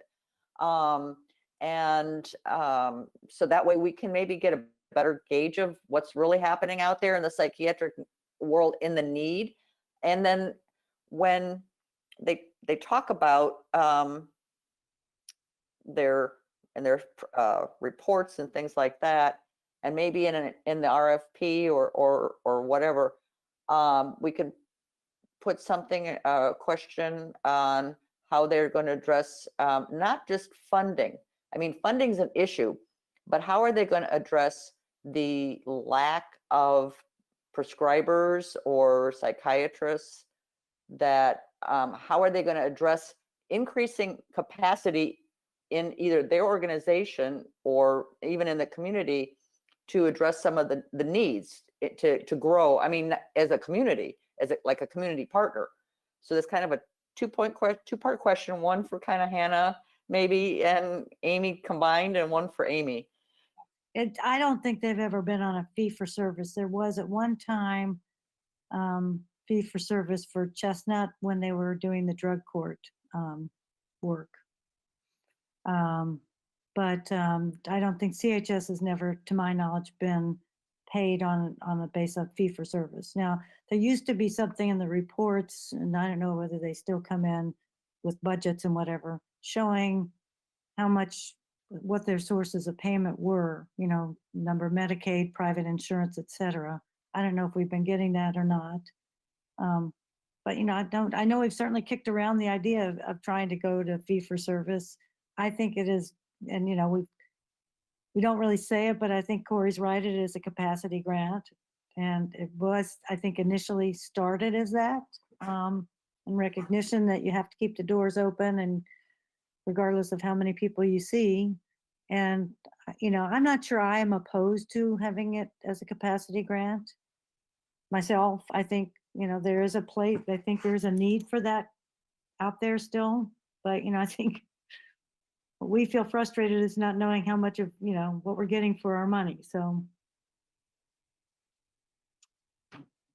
Susan, as far as Second. the part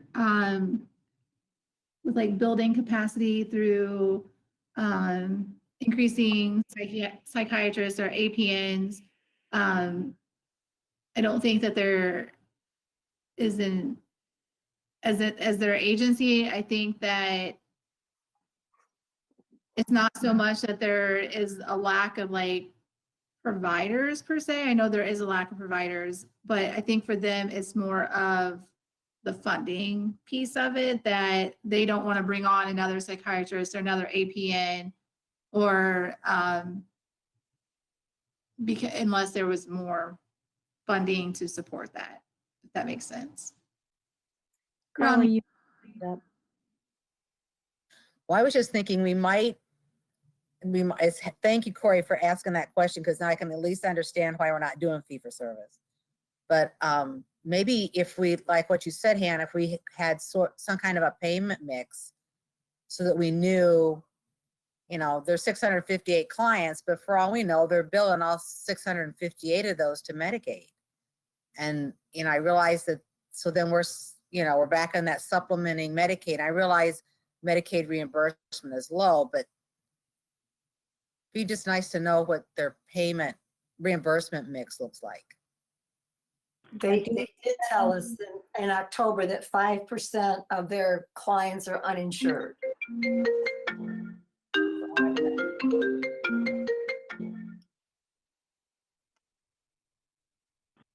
So can I make a comment or throw an idea out there? Please. Okay, I didn't want to speak up, and since I can't raise my hand to be called upon. So not necessarily weighing in directly on which way it should go, but throwing a few other ideas out there, very much tied to other comments.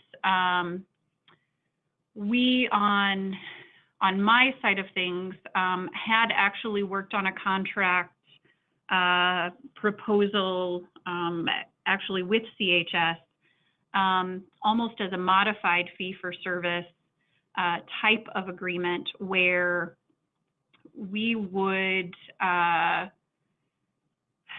in essence, it was about $5 over the Medicaid rate, and we would pay them for services X, Y, and Z at a rate that was approximately $5 over the Medicaid rate. So it was somewhat of a combination of fee for service and capacity. And that in order to receive reimbursement on a monthly basis, they had to submit to us their HCFA forms, like their insurance reimbursement, so that we could see the services being provided. And then when they received payment on those from Medicaid, then we were not reimbursing for what they had received Medicaid reimbursement on, but we were essentially guaranteeing that we were only paying on the ones who had never been received by Medicaid. I may not be explaining it quite as well. So there's a model kind of like that where there's almost a blend. The other thought that I might throw out there is, one thing that I'm sort of flashing on in this conversation is conversations that I have had or heard over time where like so much of the nurse's time isn't billable. And so do we change even how that grant looks? Is it to cover the nurse's time, because we know that most of that time is not billable, but that is an expense essentially sort of eaten by the organization. So I think looking at structuring how we grant out the money or what we're requesting of them may be beneficial. The other thing I will throw out here is because it was mentioned about the idea of if other services, including those that I oversee, may become options in this. If there becomes a point that becomes the discussion, then I will obviously jump off or not attend those meetings. But in this conversation, I'm more just suggesting that regardless of what we do or who receives money, we may look at how we structure it a little bit differently, either with a blended model or paying for the services or staff that we know are largely not billable at all. Yeah, no, that's great, Tricia. And let me just say, when you said you disconnect from discussions, I mean, I think one of the things we need to be working towards is understanding that it's all county money. it's sales tax derived or property tax derived, but it's all the county's money. Yeah. Yeah. And we have this historical structure for how we have decided how to use these funds, but you know, we are very flexible people. And I think we can figure out a way to leverage this to get the best we can for the county as a whole. So I'm not sure that I see you having to get out of a conversation because I would not view us as competing with each other in that Okay. regard. So, Okay. but yeah, those are good ideas. So, I mean, maybe what we need to do is we've started the discussion. I think I'm getting a sense from everybody that, you know, we'd certainly like to look at how we structure this to get a better sense of where our money's going and kind of maybe driving things a little bit more as opposed to being told the numbers. Yeah, Corey, I see your hand. Go ahead. I guess I would ask Amy if, when she meets with them, you know, we talked again a lot about how certain things they do are not billable, which I totally understand. But are the right people then doing those services? In other words, are there some services that could be done by a lower cost individual that could be appropriately trained? So instead of a nurse doing some of those services, could they be done by a nurse's assistant? Or are those, you know, someone, again, very appropriately trained, but maybe not at the same pay rate? And maybe they've looked at that, but I just would ask them that question, Amy. Have they looked at their staffing patterns for potential change now that they've established what is and is not billable? And could that be done safely and ethically with, you know, some other level of personnel? And maybe that's a naive question.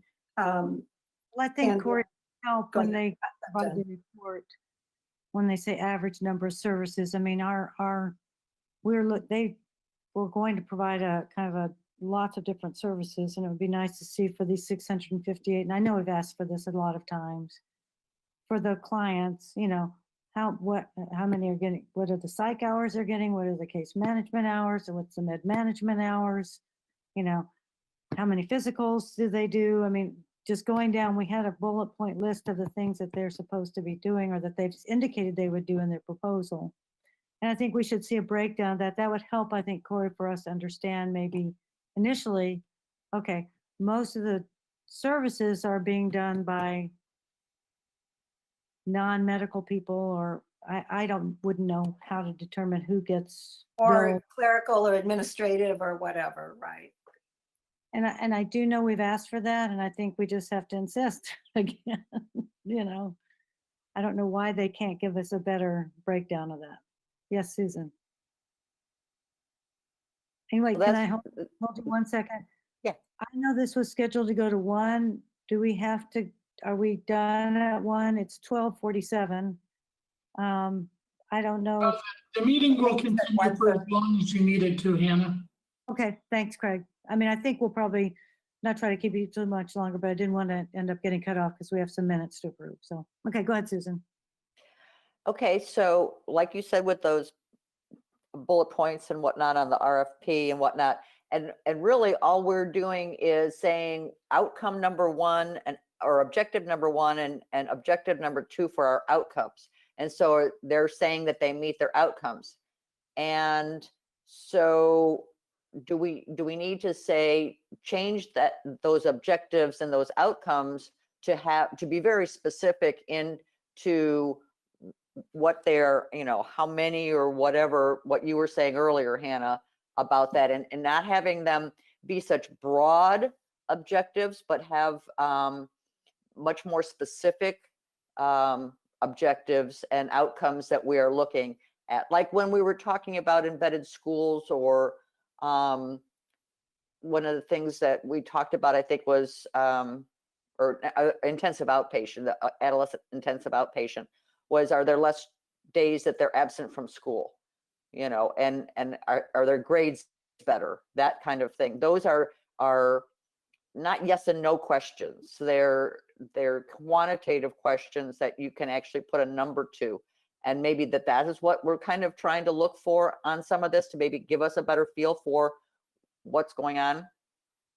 Yeah, I mean, I think when the question is what percentage of people get better, and we say 82%, we don't get much information. So how did they get better?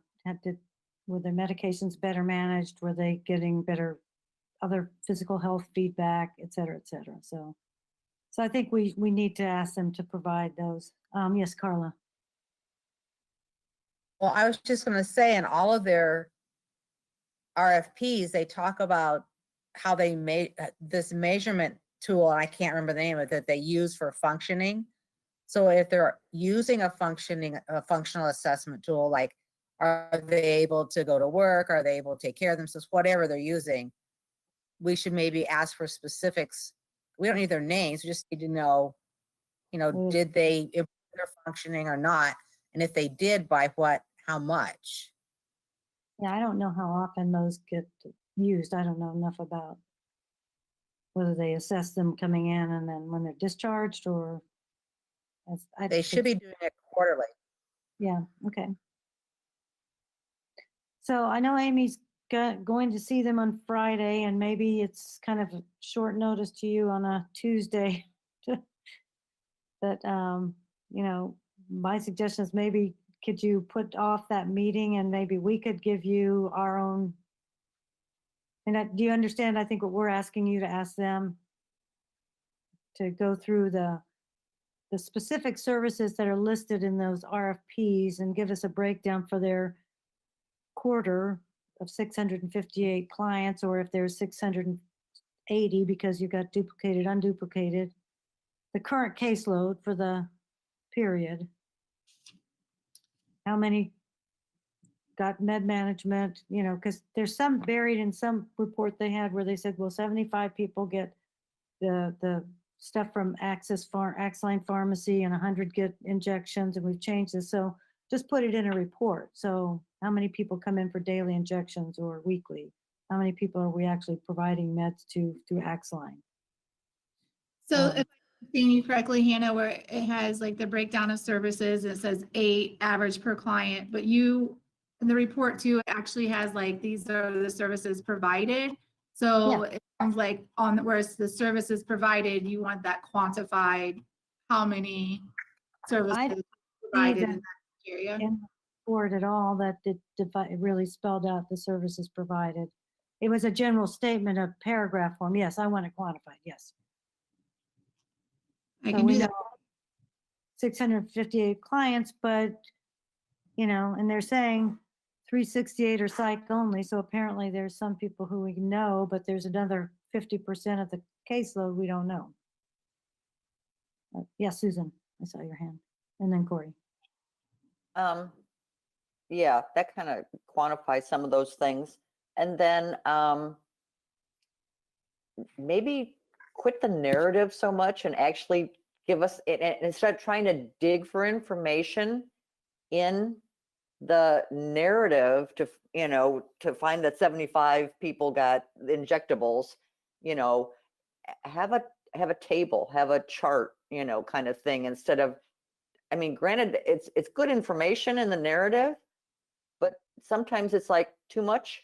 And so, I mean, and that, not just for this one, but for all of them, maybe, is that have some kind of charts that it's much easier to look at. And then we can, if they want to explain something in a chart, in a narrative, that's fine. But I think that looking forward to next year for, writing RFPs and whatnot, that would be much more helpful, I think. Yeah, Corey, I think you. Yeah, okay, so I'm looking at the section in both the annual report and the first quarterly report, objectives and outcomes, and the part about kind of client functional performance. It says by accessing services and medication, the negative impacts of mental illness for individuals shall be reduced. And of course, outcome 2.1 is that 80% that are seen in the program for at least 6 contiguous months will maintain or increase their level of functional ability. And for the first quarter, they're saying 87% did, and 80% of last year's did. And then the next one was outcome 2.2, 85% of individuals who have received psychiatric services for, again, six continuous months have not required hospitalization. So, and again, we had 98.7 in the first quarter and 94.4 last year. So I still feel like those are good measures. Would you agree with that? Or I mean, I don't know how much more specificity we need on the hospitalization one, or how much more specificity we need on the functional level one. So sometimes, again, when we're saying we want them to be more and more specific, I'm still trying to give Amy some direction and them some direction of what do we want to see changed in these people's lives, or what change do we want to see as a result of them getting these services. So we want them to maintain or increase, and we're seeing that somewhere between 80 to 87% do that. And then, we want to prevent hospitalization, so we've seen that. Because again, that's either 94 or 98, which is very good performance. What else do we need to know to feel like our money is being well spent, and more importantly, the people are being well served? That's what I don't know that we've done a good job. We seem to want something, but I don't know that we've been real clear on what we want. Well, and here's my answer to you, Corey. I think to say 92% of the people got better doesn't tell me much. I mean, I'm not questioning their number, but they provide a multitude of services. So I don't know why or how they got better through what service. So that's why I would like to see a breakdown of the specific services that are outlined in the proposals. There's about 10 things that they've said they do. And I understand that, but I also know sometimes it is the interaction of several that work. And so I think it's going to be a little hard to tease out, this one service is making, 80% of the change. And if they could do that, wow, that would be fantastic. But I think it's really hard to tease out that. Yeah, Susan. Yeah, okay, so if you look at, that says that the program shall include the following services. It's the first bullet point says psychiatric assessment, diagnosis, and treatment. How many people were assessed? I mean, because people can walk in there, or crisis could assess them and refer them to psychiatric. And so how many people were actually assessed? And then if they're only taking the 7s, 8s, and 9, or 9s, 8s, 9s, and 10s, or whatever, so how many have been assessed but aren't bad enough to actually then get, treatment from them? I guess those are the kinds of things. It says referral to other medical specialists and community resources. So what else are they referring these people to? If they don't do substance abuse. So then if somebody has substance abuse, then are they referring them to Chestnut, kind of thing? How many did you refer to other community services?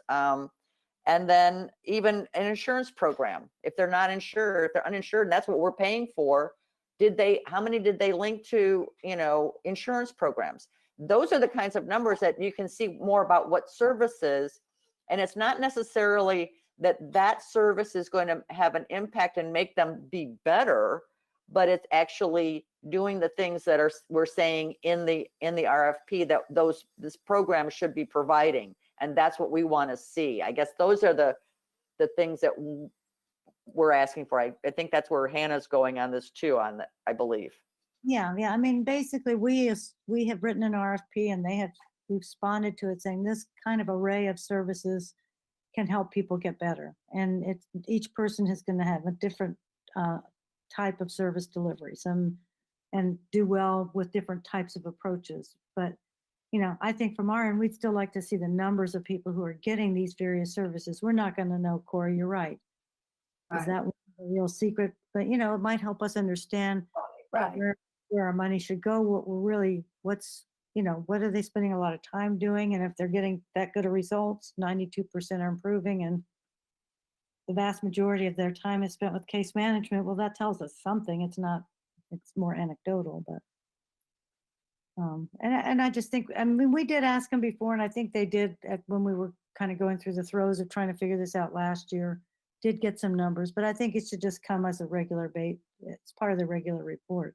Well, you know what's interesting? If you look at their pie chart, their lovely colored pie chart, where they tell us like they talked about the 24 discharges that occurred during the quarter.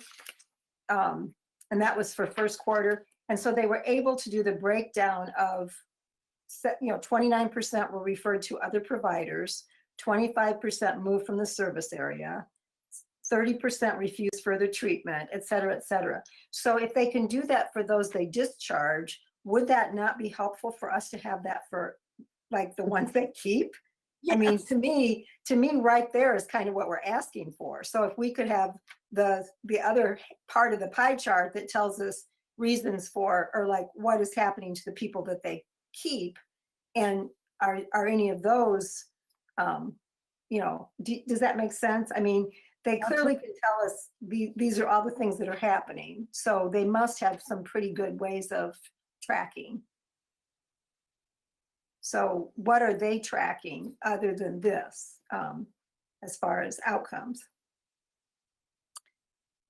So I think we've given Amy some marching orders here for the visit, and I think we can continue to think about it. And Tricia, please, we welcome any input you have in terms of how to structure the RFP in the next go round.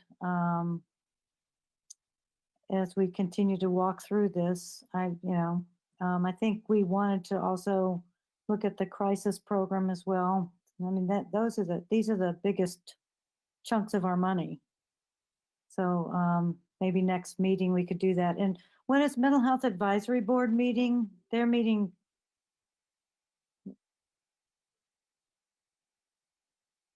Corey, you were muted. You're muted. Corey? We had to cancel the meeting we had scheduled for last Friday because the county was not interested in, doing all of this.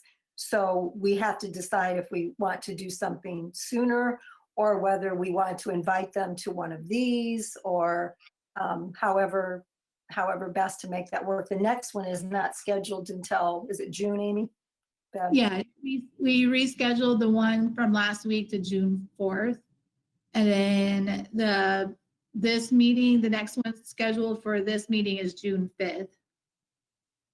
So Okay. the reason for that is because that way we can meet technically the week before the Board of Health meets on June 10th. And I guess we have no way of knowing. I'm guessing my take is we'll still be doing everything this way in June. And if it helps for resources to have joint meetings, maybe that's what we should explore doing for June, so that don't have to do the technical support for two different groups. And I guess we can follow up And on then that. we need to make the meeting just a little bit longer, or start, I don't know, have a part where it's separate and then merged and separate, or however. But yeah, I think it would be good to see if there maybe could be a combination. I mean, I guess what my thought was, as we enter this period of developing the RFPs for next year, was useful to get a handle on what we've done thus far. So, and I know the largest amount of money goes to Center for Human Services for psych and crisis, and the next bigger one is the recovery courts.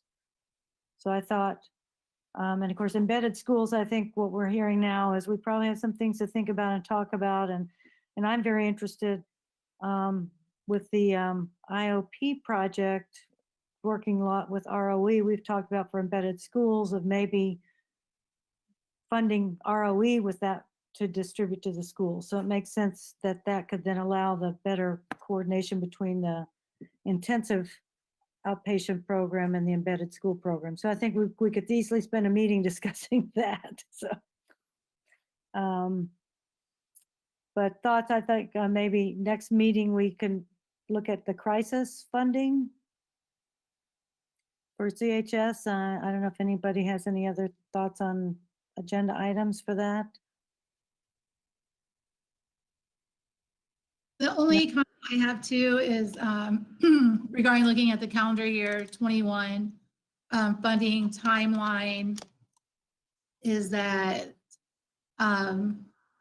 the NOFOs will be, the NOFOs are scheduled, sorry, I'm trying to look at this real quick. The NOFOs are scheduled to go out to the community and not the NOFOs, the RFPs, sorry. The RFPs are scheduled to go out August 10th. And so, and then of course there's the preparation of getting those, the notice out to the community through the different platforms that those are coming. And then also I'll have to make sure all the RFPs are created. So I guess, I think Corey talked about the June 4th meeting with the Mental Health Advisory Board being focused on talking about those funding focus areas. And then June 10th, as of now, according to the timeline, on June 10th, the Board of Health meeting, there's an action item to approve funding focus areas. Okay, I just want to say again, we've kind of alluded to it in this meeting. I'm very curious whether there will be some new areas that bubble up or whether some areas we already fund will have a greater intensity of need because of the pandemic. You know, I think I'm hoping by, I'm wondering in the next month or so, will we have enough new information or additional information that will help us kind of tease out, is there, are we seeing more people in crisis? Are we seeing more people losing their houses? Are we seeing more people, whose mental illness has, really increased or whatever? So substance use, abuse, all of those things. So it's going to be interesting to try to tease that out by the 1st of June. So, but we may have we to got to start do it. So. and find out that, there's more So to I think do. also, Corey, I agree with like the target date and then just the process, the time of the process to make sure we get through the process and in enough time to not feel rushed or to not miss out on anything. But I also think that Excel document that I'm going to update, so the one that I put together that had, this is the impact on these agencies currently with COVID when it first started, and then I'm going to update that based on the COVID, the Q1 reports. I think that will provide us with as much information or close to as much information as we can get as far as that impact from that area. And then maybe just adding some other kind of community data to that on what's going on, even with other agencies outside of the ones that we fund. That is very helpful, and having those behavioral health priority action committee meetings, that all links together too. So that is really good to have that. And it's really good you did that early on in the process, because now we'll kind of see what's changed over the last couple of months. So good for you for jumping on that right away. Susan, I know when you get our reports from PATH, I'd be curious to have and I don't know if you've done a site visit with them or not, or just call them on the impact of COVID. And I know that they have seen an increase in calls. Karen said that publicly in meetings and things like that. But also, the state opened up a CARES line or something like that.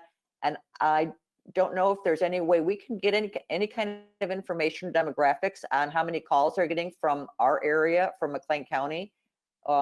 If they would give that kind of information, so that maybe that we can look to see if that's an issue that we have to change, like we've said, different focus area possibly for a year, or, beef up something or whatever, to see the impact that it's gonna happen, because we know that this isn't gonna end soon. This whole, a lot of the issues are not gonna end soon, whether school starts or not, in the fall.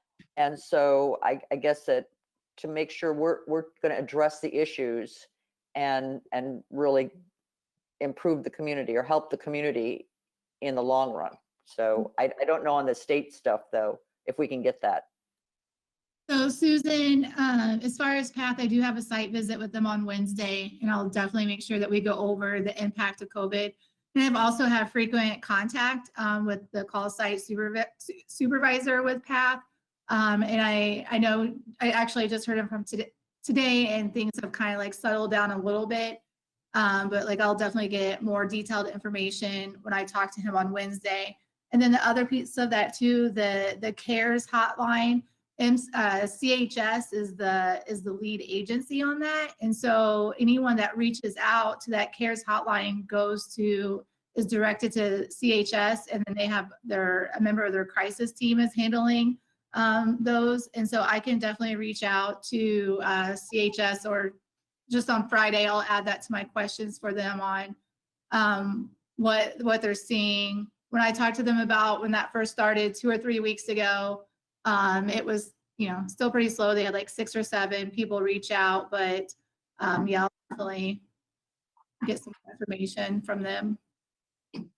And also, do we know, people that have lost their jobs? Have they lost their insurance? What impact might that have?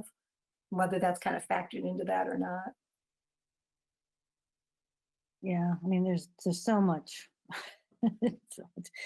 So here's my suggestion. Why don't we move on, and why don't we explore, Amy and I will explore whether we can just have a meeting is June 4th good for this group if we combine the 2 groups to have a joint meeting with the Mental Health Advisory Board, if we can get that arranged technologically.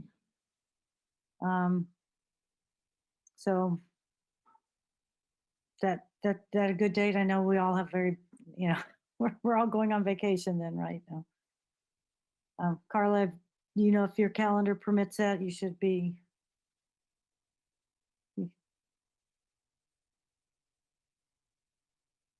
If we do it at 11, I'm okay. Okay. Does that work for everybody else? 11? I don't think Judy's with us right now, so. We were doing those, we were gonna move back to 8:15 for the Mental Health Advisory Board, Amy. Did they say that was a better time for them earlier in the morning? Do you remember? 'Cause a lot of them are employed people, so I don't know, but maybe, Okay. so I guess if we give them plenty of notice, they could maybe use that as a lunch hour. I don't know. I'm just thinking that might be a long meeting though. I'm wondering if we should make sure we schedule minimally 90 minutes, minimally. So right now on my calendar, I had the MHAB meeting June 4th at 1:30. So the 11 a.m. might actually work better than the 1:30. And then I will go ahead and follow up with Jessica McKnight and about combining the meetings, and we can get some feedback from Jessica Woods on like the logistics of how that would look. And then I'll make sure I send out an invite to the MHAB and then to you guys to for the June 4th at 11 a.m. I mean, I know that, there's a lot of additional staff time and resources to do these this way, so. Yeah, it if makes sense to have them makes back for, yep. Combine them, and there shouldn't be anything that I can think of off the top of my head that would prevent that, at least Okay. on Meetings Act or anything like that, so. And Yeah. then Hannah, you and Amy and I can maybe work on kind of a combined agenda. Okay. You know, So would we- it be two- combined? Is that I'm how, sorry? would it be one agenda with the 2 boards? Joint meeting, yes. Don't you think? Yeah. yeah, I think that we definitely don't want to try to have two different meetings at the same time, so. Okay. So we just have one agenda for a joint meeting, and I think it would be, to discuss priority areas for the help funding. And Now, do we want them to be involved in us going through the crisis? No. That's what I was thinking. So maybe we do the first part of the meeting would be to talk about focus funding areas and just general questions related to objectives for the RFPs. Yeah, And then the suggestion would second part, go ahead. I'm sorry, and I interrupted you, but I think let's just leave it at that. One, I mean, I could be almost certain that some type of funding for psychiatric services is going to be one of the areas that would be recommended. I'm going to assume crisis would also be, but I think we can look at crisis if we want to go back in July and take a look at that in Yeah, July. definitely from my standpoint, from the work piece, if we know what the funding focus areas are, that gives me plenty of work that I can do. And then if we have to go back, to the crisis or recovery court to like make some edits in the RFP, like that's much easier for me to do later than all of the other RFPs later. So it greatly helps me to do it in that order. Right, and I think we really look to the Mental Health Advisory Board to give us their knowledge and expertise and what are those really areas we need to cover. The details of how we set up the grants is really for us to slog through, so we don't need them to. No, I'm excited to think that some of the mental health advisory board members, they are working in the homeless shelters. They are, we've got our police, our fire department, we've got people in the counseling centers at the colleges. And I mean, it's awesome. It's really, thanks to Amy, really an awesome group of people that are really frontline workers that should be able to really help us with those, what really is happening on a day-to-day basis. Yeah. So we have minutes to approve. We had 2 sets of minutes. Anna, can I make one more comment before we move to the minutes? We keep talking about how we know whether people have improved in their functioning or how are we really knowing what's happening? Since they use the IM cans, is that correct, Amy, that DHS uses IM cans for their, then I wonder if it would just help this group and maybe even because some of the other agencies use IM cans too. Maybe if we could just have a very, very brief overview of what that measures, what the categories it assesses, and how improvement is shown on the IM cans. Would that be helpful to this group? And I'm almost wondering if some of the mental health advisory board members might appreciate that too. I mean, I'm talking about, 5 minutes, 6 minutes of a very good overview of what it measures. And would that be helpful? I think, Corey, myself, I think it would be helpful, but maybe not at this next meeting. And I think that was Carla's point in some ways is, they use a measure and yeah, it'd be helpful to me. I have no idea what's on the scale, but to understand that. And I think as we move from the priority areas then to translating those into RFPs, then I think, we might say, look, help us understand what that instrument is. And maybe we'd ask for data showing before and afters or, Right. I'll quickly offer that at the point that you want to see the IM cans, I have it and myself and almost all of my staff have been through the trainings because our programs also use the IM cans. So if there's a way that I can be helpful when it's time for that, just let me know. What a nice offer. Thank you. All right, so do we have a motion to approve? We have minutes, we can do it in one motion, I think, from February 19th and then May 4th, not May 4th. Sorry, let me get back to mine. So we have minutes and March 2nd. Anybody want to move approval? I'll move them, but I need to make corrections. We'll have discussion, yeah. So do we have a second? Second, Okay, now discussion, Susan. that's Carla.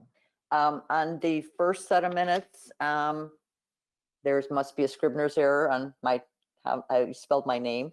And the second set of minutes, it says that I'm not there, but then later I'm talking because I was there. So those are two corrections I'd like to see, please. All right. So we'll have a friendly amendment to motion to approve with corrections from Ms. Schaefer.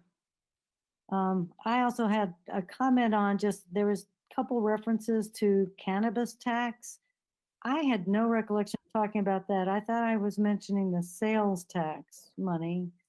And I guess it leads me to a question, has there been discussion of using cannabis tax money for mental health? Yes, ma'am. Yes, because at the when the county board passed the tax for cannabis when we have dispensaries, that one of the amendments to that was that 35% of that tax that we collect is to be designated for mental health.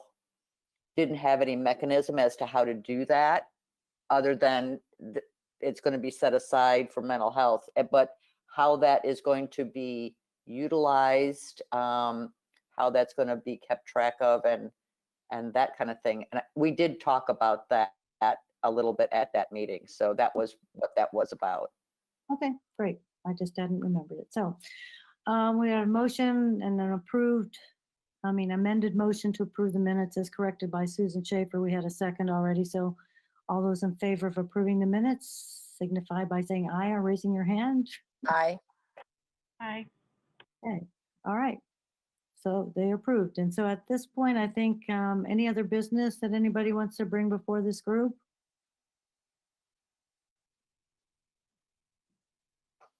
Just that we're all set on the position that's going to be part of the behavioral health.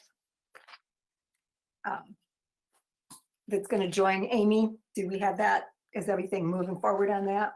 I'm sorry, Corey, can you say that again?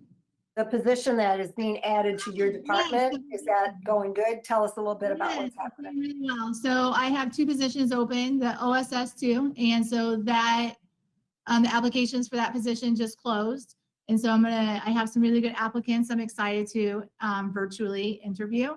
And then the behavioral health specialist, that position is moving very quickly. And so it goes into like the health committee packet, I believe this week. We have the job description. The new HR lady is like on top of it. She's gonna get it posted soon. And so I should start receiving applications. So I'm so excited. So excited. Thank you guys so much for helping move forward in that, getting that specialist. I'm just excited on like how we can just do so much more with one more person besides just me. And when exactly is that position supposed to start? Is that a July 1 position or just when you can fill it? It's been, you know what, like it seems like it just started moving really quickly that we didn't even talk about like a start date. So I think it's just whenever I can get it filled, hopefully obviously this summer get it filled, get them trained and start connecting them to like our community partners. So then that way they're going to really focus on the outreach within the health department and also in our community. So the quicker, the better. Timing's So- great on that. Boy, do we need that. Yes. Is this using that extra money we said? I'm a little lost. I guess I feel like I missed a step there. Yeah. So Hannah, the money, and don't like directly quote me on this. So the way that Kathy Dreyer was our finance director. And so Kathy and Jessica, so Kathy Dreyer has been very supportive in helping this position become a realistic thing. Anyway, so we will not have, the health department is not filling that finance director position. And so instead, Jackie and Krista that work in the finance department, I think they're going to kind of be like promoted, moved up a little bit in their roles. And so there's not going to be that person hired. And so that money difference between not replacing that director position and just promoting those two gives enough money for my program to have the behavioral health specialist and to sustain that position. So, okay. Anything else? No? Well, thanks again. The marathon session here, but it's good to see everybody's faces and everybody looks healthy and hope everybody's not going too insane. No. Thank you So, guys so much for your feedback. I always appreciate it. All right. All right. I'm glad, Well, I'm Thank glad you you for got your the work. visits coming up because you'll be able to remember what you're supposed to ask because there's it's taken in proximity like that. yeah. So Corey and I will talk about getting the logistics set up for the June 4th meeting. So we'll see everybody's faces then. Bye-bye.